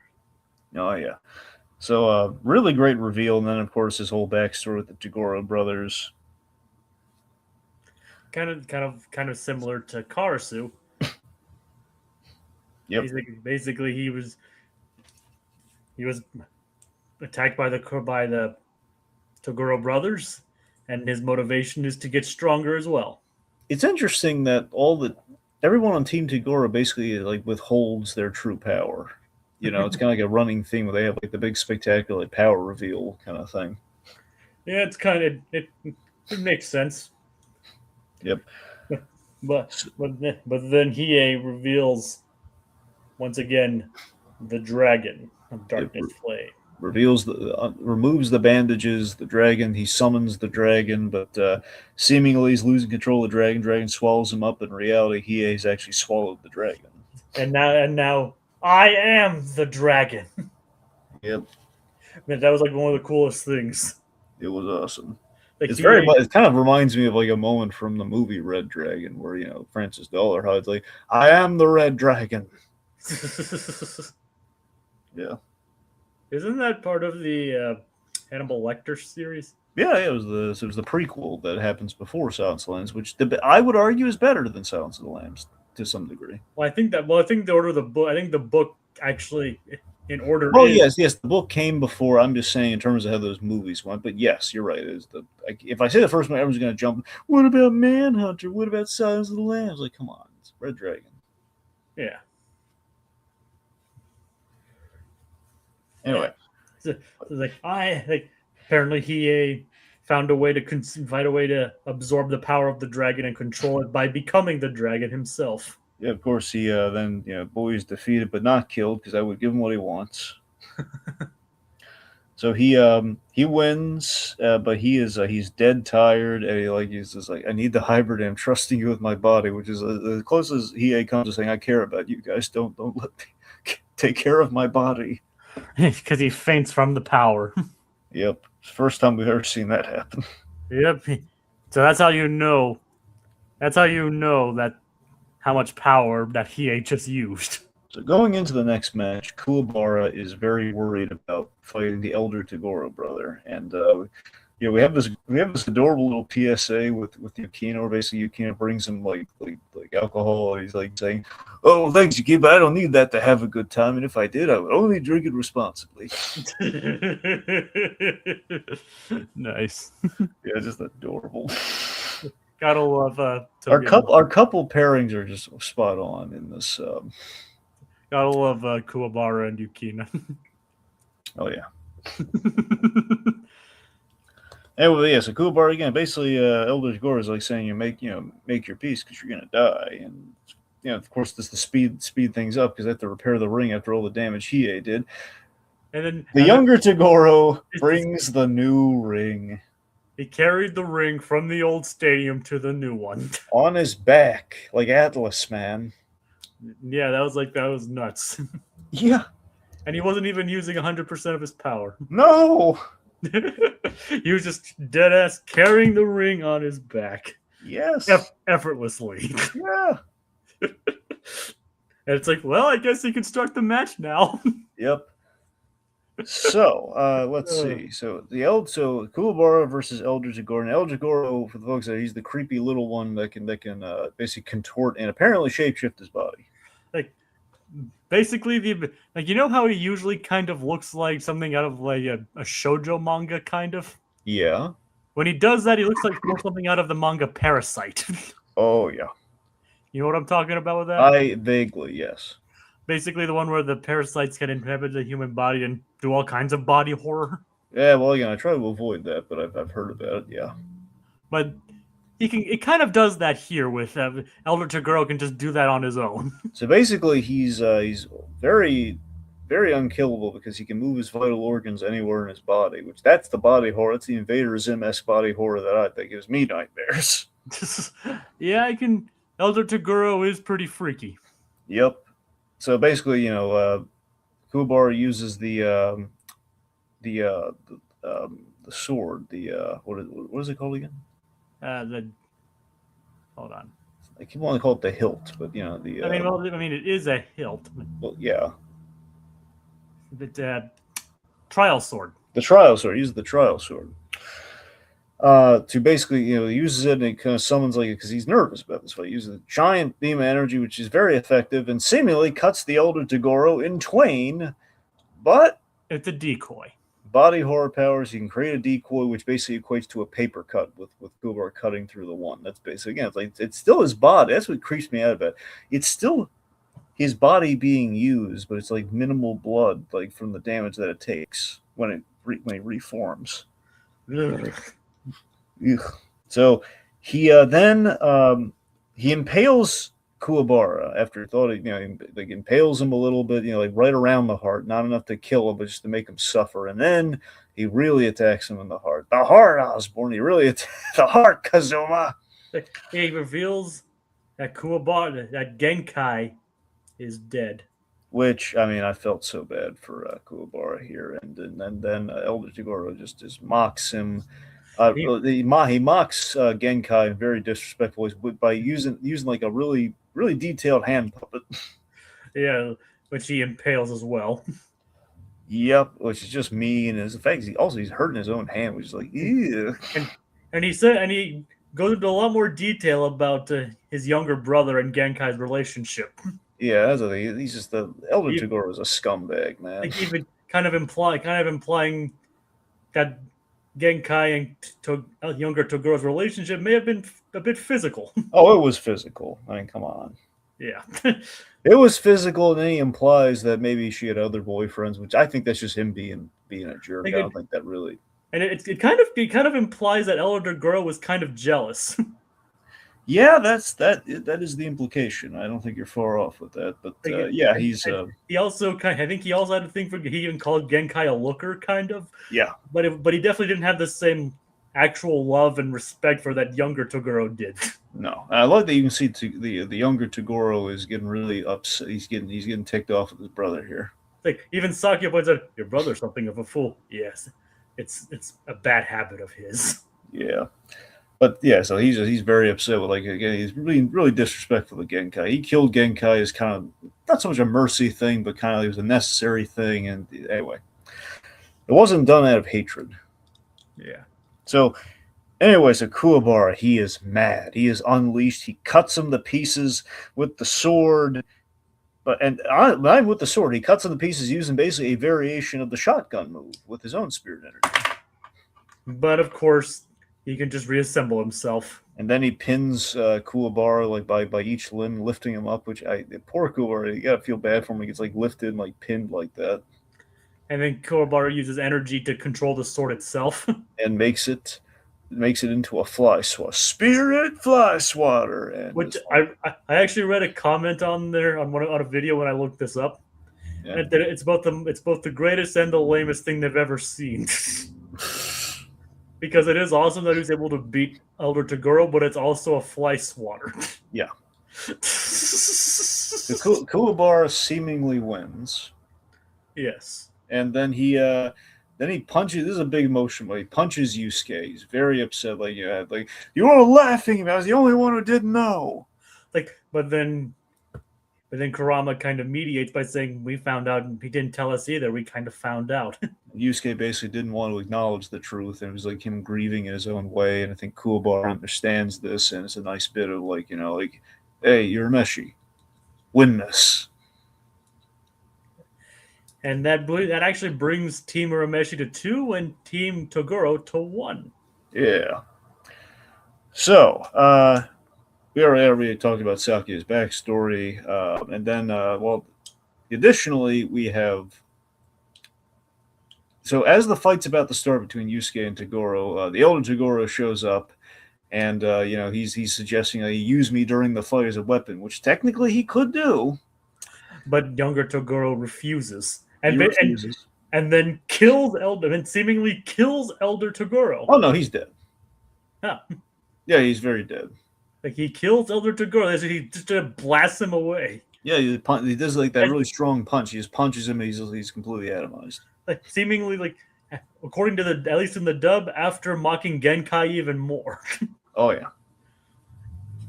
And Elder Toguro, he's now gone. Like he had that coming though. He did. Like as much as younger Toguro had it coming. I mean, has it coming too? Elder Toguro definitely has it coming. He needed to get that spider monkey off his back. Yeah. So, Yusuke and Toguro, this is the big fight. A fight so big, there's like an hour plus like video of it dedicated to it on YouTube. Which I was telling you about. I was like, I was looking it up, and I was like, I was looking up Yusuke, and the first thing that popped up was Yusuke versus Toguro.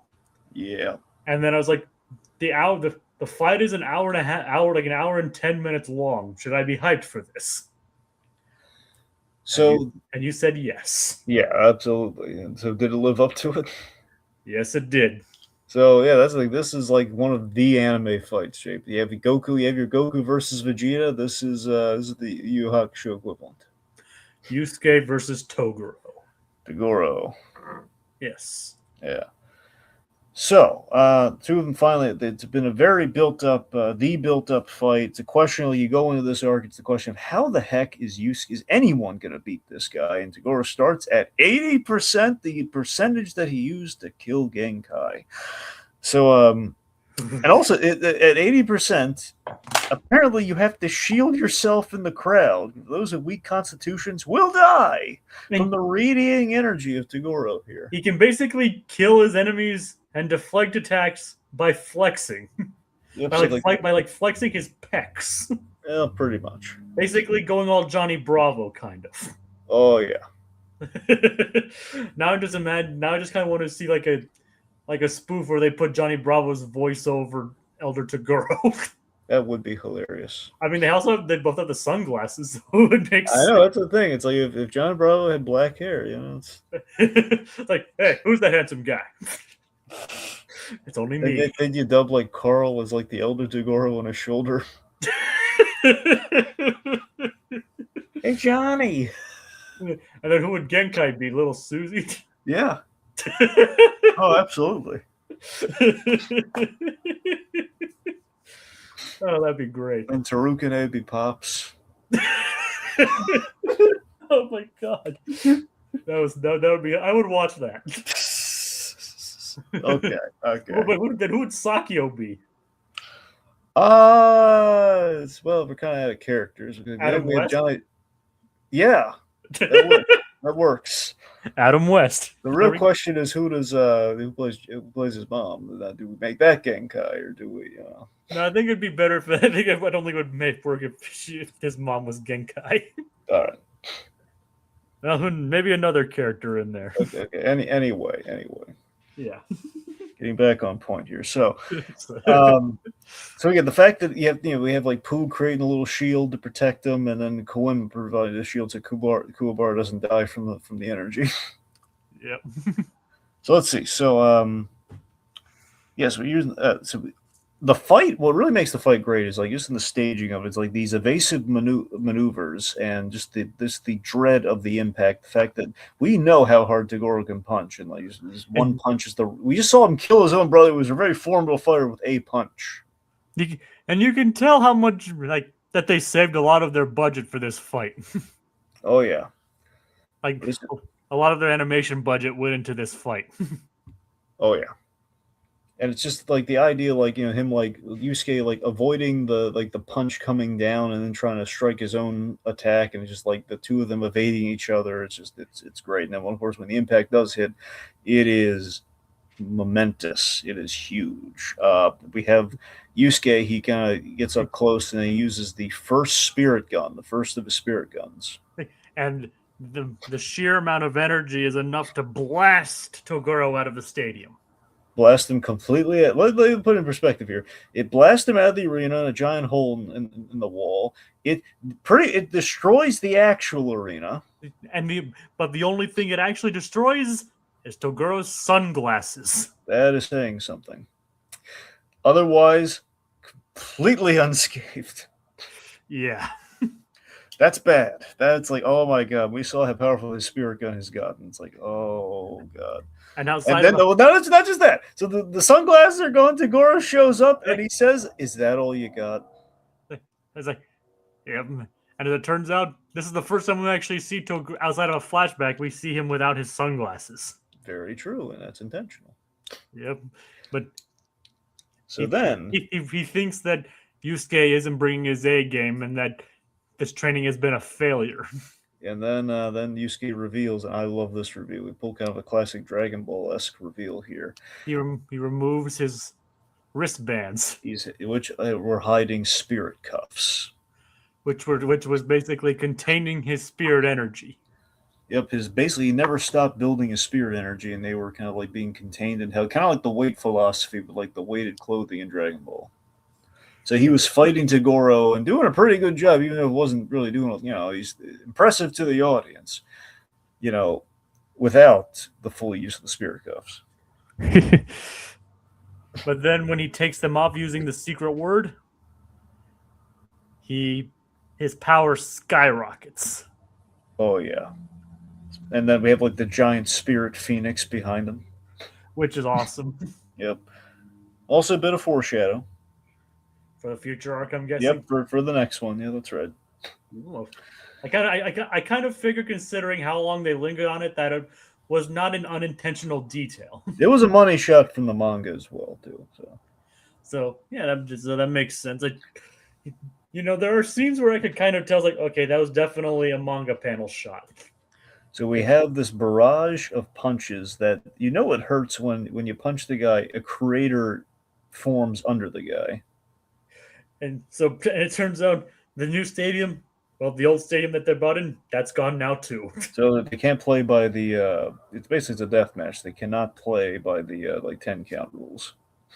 Yep, not that anybody's really caring right now anyway. Like even the demon, and how you can tell things are going. Even the demons are now on Yusuke's side. Well, yeah, because we should mention Toguro, his muscles deflate, and then he goes. In the process of him going to 100%, which is his dream, this whole time he's wanted to fight Yusuke, he wanted to fight anybody who could take it at 100%. And so much so, like, he's basically zapping power and life forces, like, through, like, his little shoulder thingies, which basically is terrifying the demons, and then they're easily, the demons are panicking, and they're now rooting for Yusuke as like Sakio. He has this barrier to prevent people from escaping, and it's like and even Sakio's like, oh, that is not good. Yeah. Even Sakio's now scared of the 100%. Well, yeah, but he's not letting anyone leave though. Yep. And Toguro, he basically hulks out even more than he was before. He does. That's like, so first off, so Togoro's form in 100%. He's a terrifying mountain of demon. And basically entirely gray skin. Mm-hmm. And can I just say, how I said younger elder Toguro kind of looked like a shoujo manga character? Yeah. It's like younger Toguro kind of looks like he walked in from like a 90s Western comic. Yeah, he kind of looks like, you remember the Devil's Tower from Close Encounters? Not really. Well, you remember like the big like the big thing he kept creating, the mashed potatoes and everything. Yeah, kinda. He looks like that. Yep, kinda. The giant, like the giant platform, kind of like his head is just this giant, like rectangle. And it's basically imagine the most terrifying, nightmare-inducing version of sorry, one sec, of a schnitzel from the Chowder. I definitely wasn't expecting that. Yeah. But the gray skin, yeah, I can kind of say it now, except this guy can say more than rada rada rada rada rada. Yeah. He doesn't need to say that much more though. No.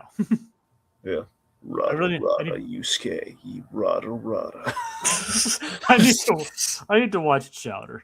I Yeah. mean, I've watched a couple episodes and I liked what I saw. No, Chatter's good. Chatter's good. I keep meaning to watch Jellystone, but I never got to it. And also, Greenblatt's doing he's doing a new DC show. I forget if it's the crypto show or not. He's doing some show.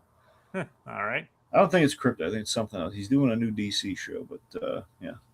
He also did that Nickelodeon show, Harvey Beaks. Yes, he that I don't have much interest in that. But I hear it's good, but yeah, Yeah, and one of his claim to fame, early SpongeBob. that is true. Okay. Also, a little bit of Rocco. Yeah, that kind of makes sense. A lot of that, a lot of that same crew worked on Rocco, and all that makes sense. Anyway, so Tagoro at 100%, very formidable. Yeah, again to the point where he can just like shoot like basically a spear gun with his thumb with his fingers over and over. He's not even a spirit guy. He's basically he has more power in his thumb than seemingly Yusuke has. He's using like this like machine gun flicking ability. I think he's like flicking rocks or something. It's like a spirit gun that never runs out. Yep. And he pretty much breaks Yusuke's arm, which I think he heals with like spirit power. He breaks his arm just by touching the thumb. Yeah, that was To it. Yeah, that was insane. It's terrifying. Yeah, basically the most formidable enemy used. So he confesses to Yusuke. I think there might be a bit of a delay again, so I'm gonna wait. He confesses to Yusuke that he needs him to be afraid because that's when he saw him in the parking garage. It's like that's what I need. That's going to motivate him to fight harder. But apparently that's not the only motivation that Yusuke requires. Yep. Like Tagoro's motivation during this fight, he needs to know there's at least someone better that he can go 100% on. That's what he needs Yusuke to prove to him right now. And Yusuke's taking a beating. Keiko in the stands, she's going comatose and fear and concern for Yusuke right now. Yeah, that was pretty sad. Yeah. She's like saying like we need like this isn't real. We're just back at school. And you're doing something stupid and I'm but I stick with you anyway. Yep. I want to go home. And we even later get to see this is after everything's over, we get to see the flashback. Well, this thing. So basically, Yusuke's life, I would argue, Yusuke's life is kind of flashing before his eyes here. Where we flash backwards to his dynamic, his relationship with Keiko. Yeah, it was like where they used to play together. They were old friends, and like it even gets to the point. It's the point where they were basically toddlers. I was so, oh my god, I forgot how cute it was. Like, you want to be best friends? And it's like, yeah, sure. And then Togoro's in there. Just giant 100% monster Tagoro grabbing the most adorable version of Keiko, if it was even possible, that we've seen up to this point, in the literal clutches of one giant hand. It's like, oh my god. It made me almost worried that he actually managed to grab the real Keiko. Yeah. So again, Yusuke's he's not doing well. Things are pretty bad. And then Genkai channels through Pooh. Yep. And basically says kill Kuwabara. Yeah, basically saying he needs motivation. Yep. And yeah, Genkai kind of does. She doesn't hold her punches, does she? No. She basically says like, "You stepped It's into one this life to save everyone. I'm gonna have you do it." And so she basically tells Toguro to kill Kuwabara. Yep. And it's oh my god, it was just the fact that she shows up and you're thinking words of encouragement or something. Is like, nope, kill Kuwabara, Tagoro, that'll do it. They're basically trying to get that's the motivation that Yusuke needs. I love again Tagoro. We keep threading it here. Is that Tagoro? He did not want it to come to this. He wanted Yusuke to be ready here, but it's forcing his hand that he has to kill a loved one to get him to fully commit to the fight. So Kuwabara, this is great. They're like, I love that Kurama and Hiei are ready to attack Tagoro, and this Kuwabara he won't do it. He steps out. he's ready to, he's not going to go out scared. He's going to go out swinging. He pulls out the sword, and we should also mention the outfits in the last fight. Kuwabara has this. So he's not wearing the traditional blue. He's wearing like this fancy kind of rock star looking, like he's like the all white outfit with the bare chest. Now there's actually a bit of an explanation in the next season, next saga. We kind of see where Kuwabara's influence and taste for this outfit came from. But if you couldn't tell, this show was made in the 90s before. Oh yeah. Anyway, yeah. So Kuwabara, though, it's a very this is Chris Sabat's. Remember that other scene I told you about with Chris Sabat as Kuwabara? Yeah. This is it. It's like, win it for me, win it for us, Urameshi. But also in his last moments, he calls him Yusuke, which he has never done before. Yusuke. So Kuwabara, he goes towards Toguro trying to take him out, and Toguro seemingly he impales him. He kills Kuwabara, and they have the most like guttural like no from Justin Cook, like no, because he actually had grown to like Kuwabara. Yeah, Kuwabara's always been his best friend. He's never admitted it until he died. Yeah. But yeah, so this was sad, and it's Kuwabara like bleeding out, and Yukina has like all the jewel tears just falling. She seemingly likes him, even though I do like that one earlier. It was like she's like when they were talking about where Yukina was actually healing him, mm-hmm. and he was talking about like love does that. It's like she likes me, and he's like he says such funny things. Yeah, I still like to think that she really likes him. Yeah, I do too. Yeah. Anyway, but yeah, so this seriously, the MVP that Chris Sabat delivering that death speech from Kuwabara. I mean, it was pretty moving, right? Yes, it was. And the fact that we have so much like goodwill and love built up with Kuwabara. If anyone were to get killed, Kuwabara getting killed, that would be the one to draw out all the strength from Yusuke. Oh yeah. That leads to the ultimate power up, where like Yusuke, he's like in a daze of despair, but he is he's like a moment of clarity. He grabs Togoro's hand, and he admits like I respected you. Like I don't really have like a lot of male role model. Like I kind of respected you. He's tired of he's basically what Toguro was doing. Like he was fighting for himself, thinking that his strength is his his self basically. Yeah. But Yusuke is like, no, that's not it. The strength. I wouldn't have gotten this far without these guys. Yeah. It's the classic power of friendship, but it works here. Yep. So then he gives like this epic punch to Toguro that basically like it pretty much breaks his neck or like kind of dislocates his neck for a moment, like as he's like being flung. This is a big manga panel. In the manga, actually, he broke the fourth wall. He basically said, "This is gonna be a heck of a splash page." No, seriously, he did. It was something about a splash page right before he threw the punch. I don't doubt that. Anyway, yeah, so it's an epic punch followed by the ultimate spirit gun. And then but Toguro does put his neck back in place. Yeah. So we have, well, I guess not the ultimate. We have like basically, well, actually, yeah, we do have the. Sorry, I'm jumping the. We have like two of the spirit guns. This is like the, I guess the, yeah, this is the second one. Yeah, so 1, 2, yeah, this. Yeah, the second one. But he could technically use 4, but he puts everything into this spirit gun. Well, he does this one, then he puts everything into the other one. Yeah. So he uses this, and we reveal Toguro was actually at 85% this whole time, not 100%. Then he goes to 100%. That to me is the terrifying. Oh my god. Yep. He basically, you remember that scene from the Fairly Odd Parents episode where Timmy goes into like the action movie, like Timmy basically wishes life was like an action movie. Yeah, kind of. And Jorgen like turns in he basically he turns into giant, like he gets so buff because he's absorbed so much magic he can't scratch his own nose, he can't like reach his own face. Yeah. Mr. Tornadoes! Yeah, I remember that. So that's kind of how big Toguro is now at 100%. Yeah, Toguro is that could also count as body horror. Oh yeah. So then that leads to the end all be all spirit gun blast from Yusuke, where he puts everything he has left in it. all of his energy, like all or nothing. If he doesn't kill Toguro here, then it's all over. Yep. So in the end, so it's seemingly Toguro unfazed. Yusuke he's tapped out. It seems to be the end. But Toguro, he is he smiles. He's happy as Well, we actually see Toguro catch the spirit gun seemingly at first. seemingly, yeah.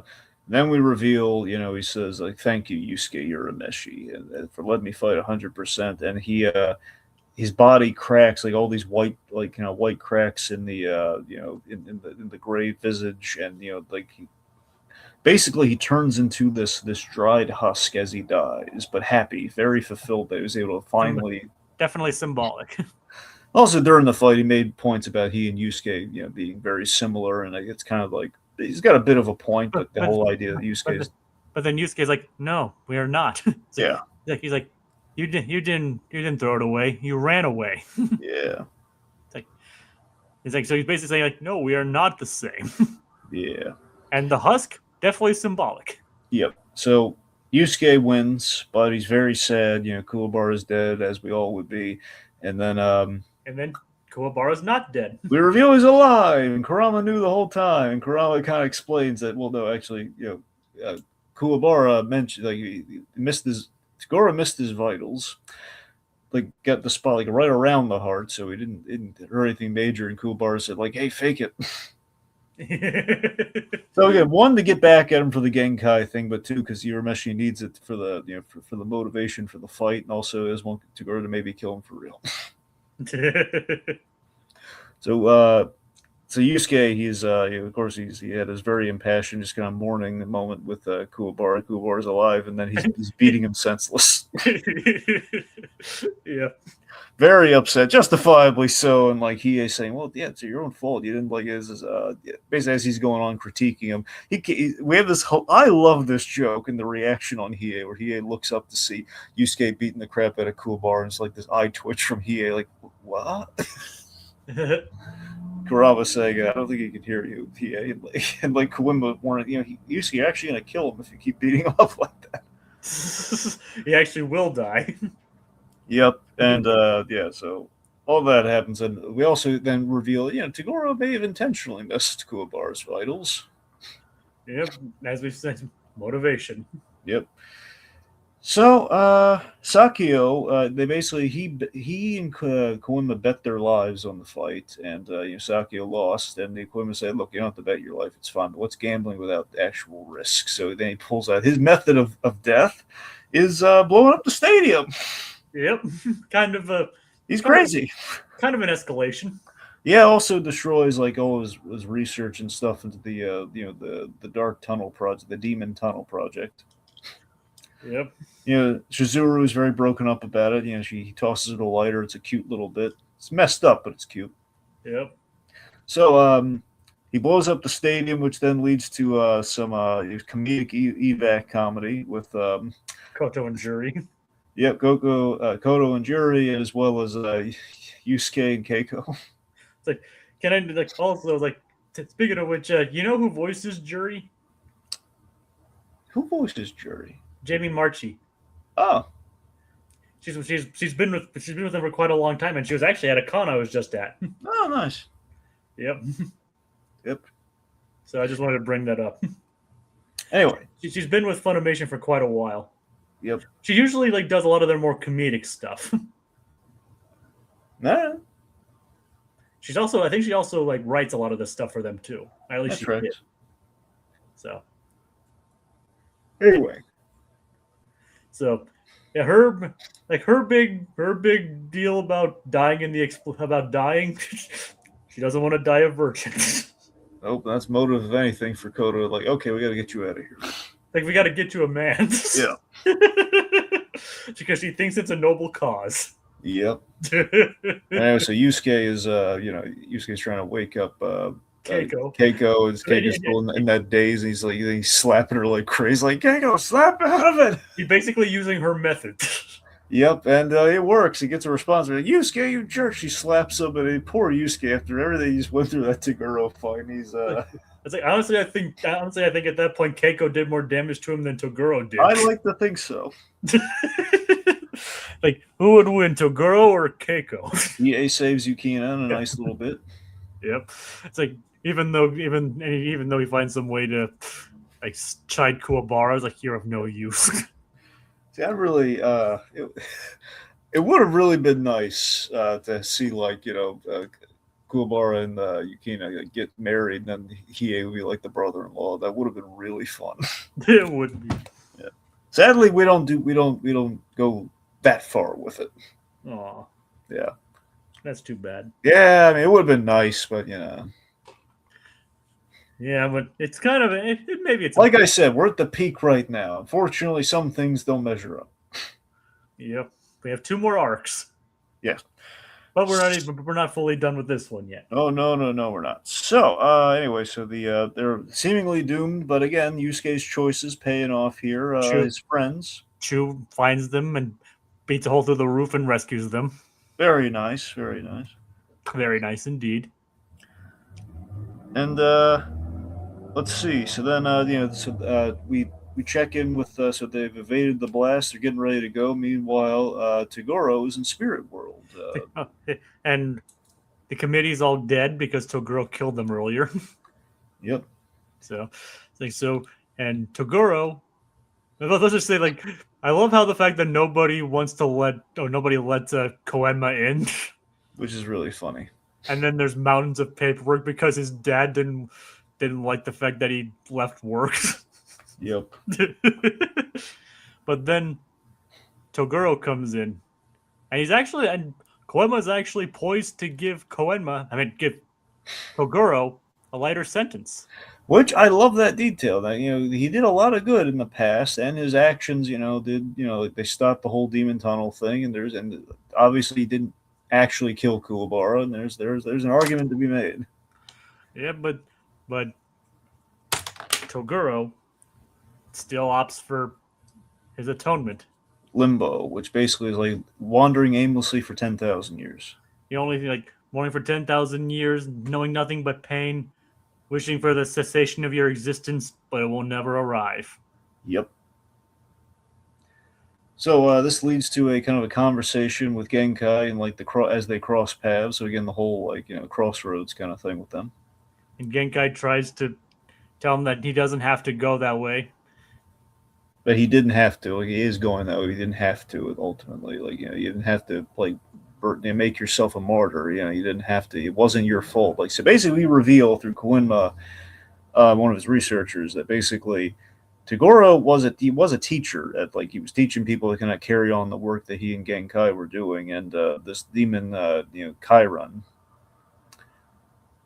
basically killed all of his students, and that's what sent him down the path. And defeating Chiron is what actually allowed them to win the dark tournament that they were in. And that's in the moment after everything he went through in his tournament, he decided to forsake his humanity. But yeah, and then I really love the conversation that he and Genkai have here. It's like she even calls him, "You really are a dimwit." Yeah. So again, there is a little bit of truth to the whole Toguro and Yusuke kind of parables there, a little bit. And I really love it. As like talking about like they even talk about what it would have been like if he hadn't given up his humanity. He's like, "No, Genkai, but would have been a beautiful life." Yeah. Which is just a perfect moment for Toguro.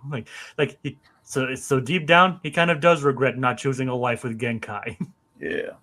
So, but speaking of Genkai, things are not done with her yet either. So we have it's a very bitter, and seemingly it was like a very bittersweet ending where they lost Genkai. They've been here for feels like years, but they're going back to their lives. But again, it's like they won the tournament, but with no committee and everything, and all the island blowing up, it's like they couldn't, they never got their wishes. And of course, they realize I love this beat where it's like, well, they couldn't. It doesn't matter. They couldn't have given us what they won. We have I probably should have mentioned this earlier, but I've said this probably in the first arc. I love our score and how we have like themes in anime, particularly like in the Funimation stuff, and we kind of we use it, and sometimes it's really catchy or just really appropriate. Hakusho had really great kind of sound library kind of themes that they pulled, and Yeah, like any anime, you're going to hear it a lot. But by that same token, if it's good, you hear it a lot. It doesn't really get that old. So just hearing the emotional music play is like there. It's like the good version of soap opera music. Yeah. So it's the whole like them looking very sorrowful. Even Hiei, just like they all miss Genkai, and they would basically use their wish to bring her back, but it's seemingly impossible. Then we reveal Koenma was told by Tagoro like there's a good chance that the committee's not going to be able to make the request. You're going to have to step up, Koenma. And so keep her body safe. Yeah, keep her body safe, which is like in that, which basically recontextualizes everything to be Tagoro in killing Genkai. It may not have been just like a personal thing. It might have been like I need Yusuke to get where he needs to be, and Genkai outliving her usefulness. She might need to go to serve that end, but she'll probably come back. Basically, if Yusuke wins, like I hope he will, because I hope if someone can measure up to my level and defeat me, and he gets his wish, of course he would wish her back. So it'll work out if he's strong enough to win the fight. So he had a good inkling, or at least a hope that Genkai would be revived. Yep. Yeah. So it all. So again, we go from bittersweet to a very happy ending as Koenma and Botan have revived Genkai. It's a feel good ending. And I love it. And she even pulls it like, I died like you, half-assed. Which is perfect given the premise of Yu Yu Hakusho. Yep, it's like Genkai is back. He's like, and he even has like this really funny face, which I messaged you. Where he's like, our hero, ladies and gentlemen. And again, folks, this is one of those moments where our ending here is like, for the most part, I genuinely cannot remember if I got through all of the Tagoro fight or not. I kind of remember this bit, but even if I didn't, it's the fact that the Dark Tournament to me was kind of where Yu Yu Hakusho ended. I mean, for me, as far as I watched it. And it could have ended there and had been gone out on a very high note. And that's my thing. It really goes out on a high note with the Dark Tournament, in that there's very great finality. It's they sail away from the island. It's a high note. Everyone's together. Things are looking up. It's it's a pretty solid ending. You could have in theory, but But then the narrator says that in the rubble of Hanging Neck Island, something is going to continue Sakio's plan. Yeah, that's the thing. That is the hanging chad, though. The whole demon tunnel is too good a plot line not to explore, but I don't think we're explored as effectively as we did here. Well, I have no idea what's about to happen, so we'll see. I will say this, because I'm gonna talk about this here because it only covers like these 2 seasons and doesn't go into the rest of the stuff. The Yu Yu Hakusho live action show. Oh yeah, I was about to ask about how well that adapted this arc. So that's where things get tricky. They basically condensed 2 seasons of Yu Yu Hakusho into 5 episodes, which was stupid. 5-hour long episodes. Yeah, more or less, but that's a thing. So what they did is, and again, that's the first. That's basically you have to introduce all of our. So you have to do the pilot. Obviously you have to kill Yusuke and bring him back. Then we have to, introduce the rest of the gang. The recovering the items. Hiei, Kurama, etc., and have them fight Goki. So we have to do that, and then they combine the saving Yukina story with the Dark Tournament in a really unsatisfying way. Huh.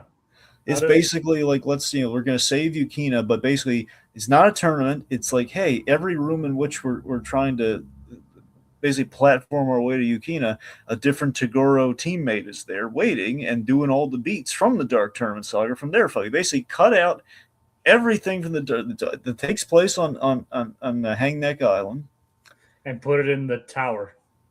Yeah, pretty much. They basically combined what if we basically took? There's no tower, but it's Hang Neck Island, but is it with the tower on its side? I guess. And yeah, it's more or less. It's not even the tower really. It's more of just the whole saving Yukina thing. So it wasn't even a tower. So it's the compound. Basically, combined the compound with Hang Neck Island. I mean, maybe there's elements of the tower because it's the first time those 4 guys are working together. So kind of a little bit that's it. It's a Cliff Notes version, and it's like, well, we can't do Dark Tournament now because Jacob, what they did the full on like Tagoro fight that we had here, and I mean like full on gray, like like gray 100% Tagoro. It wasn't even like they did all of it there. Like they did like Elder Tagoro during the hand puppet thing. All of that's in there. Like this entire fight, this entire arc takes more than 5 hours to watch. That's what I mean. They did the whole like they have to think about this. You have like if the episode where we kill Genkai and then we have the fight, it's very rushed. It is as rushed and economized and not in a good way.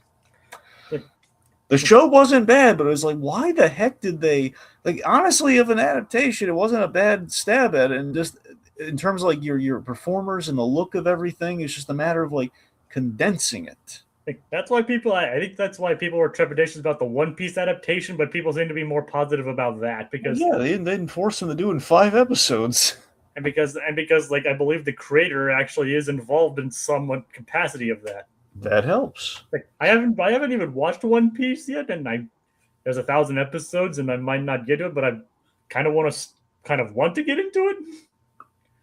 But it would take forever for us to do, considering whole seasons there are over 100 episodes. That's the thing. I've contemplated at least watching One Piece, but between the anime and the live action, it's just the anime is like over 20 seasons, isn't it? Yeah, something like that. But there is a new Netflix version which is going to apparently condense everything. So that's not helpful. Well, I mean, it's helpful, but it's like I'll be missing stuff. No, it's a new they do have the live action one, but they're also doing a new animated version, which is supposed to be condensing and streamlining it and then removing all of the filler. Kind of like but you need the filler. Well, I mean, I don't know. I can't say that about One Piece. But yeah. Basically, it's supposed to be trimming things up. Yeah. Anyway. But yeah, so I can't really say on that, and I don't even know what's about to happen in Yu Yu Hakusho, and I'm probably not going to watch the live action version of that. All right. So the point being, so final thoughts on the Dark Tournament Saga. I can see why you consider this the peak. I mean, it took all the characters that were established in the first arc and basically put them through the ringer, and basically one great fight after another. Yeah. This is up there with the tournament arcs in the original Dragon Ball. In some way, I think it's probably just as good as the original World Martial Arts Tournament. I mean, you said you liked the first one best, right? You mean the first season of Yu Yu Hakusho? No, I mean the first tournament? The first tournament of Dragon Ball. I think so. It's really between the first tournament and the third tournament, but I gun to my head, it's kind of the first one you fell in love with. I mean, I think technically the third one's probably better, but I still really like the first one. You mean the one against Demon King Piccolo? Yes. So the 23rd. Piccolo Jr. I mean, we're gonna get all semantical. The 23rd martial arts tournament I think is probably the best, but the 21st though, got a special place in my heart. Yeah, so I can kind of see a lot of the parallels between those two and this. Like Togashi took the best elements from both of those and put them into here, especially with the Yusuke versus Toguro fight. Yeah, but he even had his own original spin with making Toguro slightly more noble than at that point Piccolo Jr. was. Oh yeah. Even if Piccolo did become a good guy later on. So, but I just got to say, I really enjoyed it. Now, how about you, Dragon? Yeah, I have a lot of love, a lot of nostalgia for the Dark Tournament Saga. I mean, between this and the first one, I mean, look, I love the charm of the Spirit Detective Saga, but it's kind of like A New Hope versus Empire Strikes Back. It's kind of what these two are. It's it's Empire Strikes Back. It's Vader, it's Luke, it's it's AT-ATs, it's Lando. It's all the trim Yoda. It's all the trimmings. You get everything in there. It's tremendous. This is again the high point. But again, it's fall in love with your friends for the first time. It's it's again the charm of that fantastic pilot. So there's a lot of love in the Spirit Detective Saga, but again, it's kind of like what I would like into the tournament, where I still at the end of the day, I think the first season's very digestible, very much anyone can just watch it and just kind of get invested. But then again, they're getting invested for for the Dark Tournament saga. So honestly, Yu Yu Hakusho at its best, works in like this 2-part story. Believe it or not. Now we'll get to the third act and kind of the epilogue, but we'll see how that shakes out. But let's just say it. This is always this is the best told. I will say this. This is I think objectively the best told story in all of Yu Yu Hakusho, Dark Tournament saga. Without question. It's just everything just got plussed and it was very impressive. It's a great action piece. It's like you could sit down. This would be like a heck of a weekend watch. Oh yeah. Yeah. I mean, I basically waited until earlier today to watch the Yusuke versus Toguro fight just to have it fresh in my head. I still kept notes, don't get me wrong, but I wanted to experience it fresh and have it fresh in my memory, And I'm glad I did. Dragon? Yeah, I just, it's... I'm sorry, what? I was talking about how I waited until today to watch the Yusuke versus Toguro fight. Yeah, and you're glad you did. Yeah. Yeah, no, yeah, that's, you definitely went on a high note with that. I mean, it's a pretty gripping fight. It is. Yeah. Alright, so... So we close. Time to close it out? Yep, let's close her up. Let's close the book. Alright. Team Urameshi may have defeated Toguro and won the Dark Tournament, but trouble awaits back home as someone plots to complete Sakio's demon tunnel in the Chapter Black Saga. Next visit to the spirited world of Yu Yu Hakusho.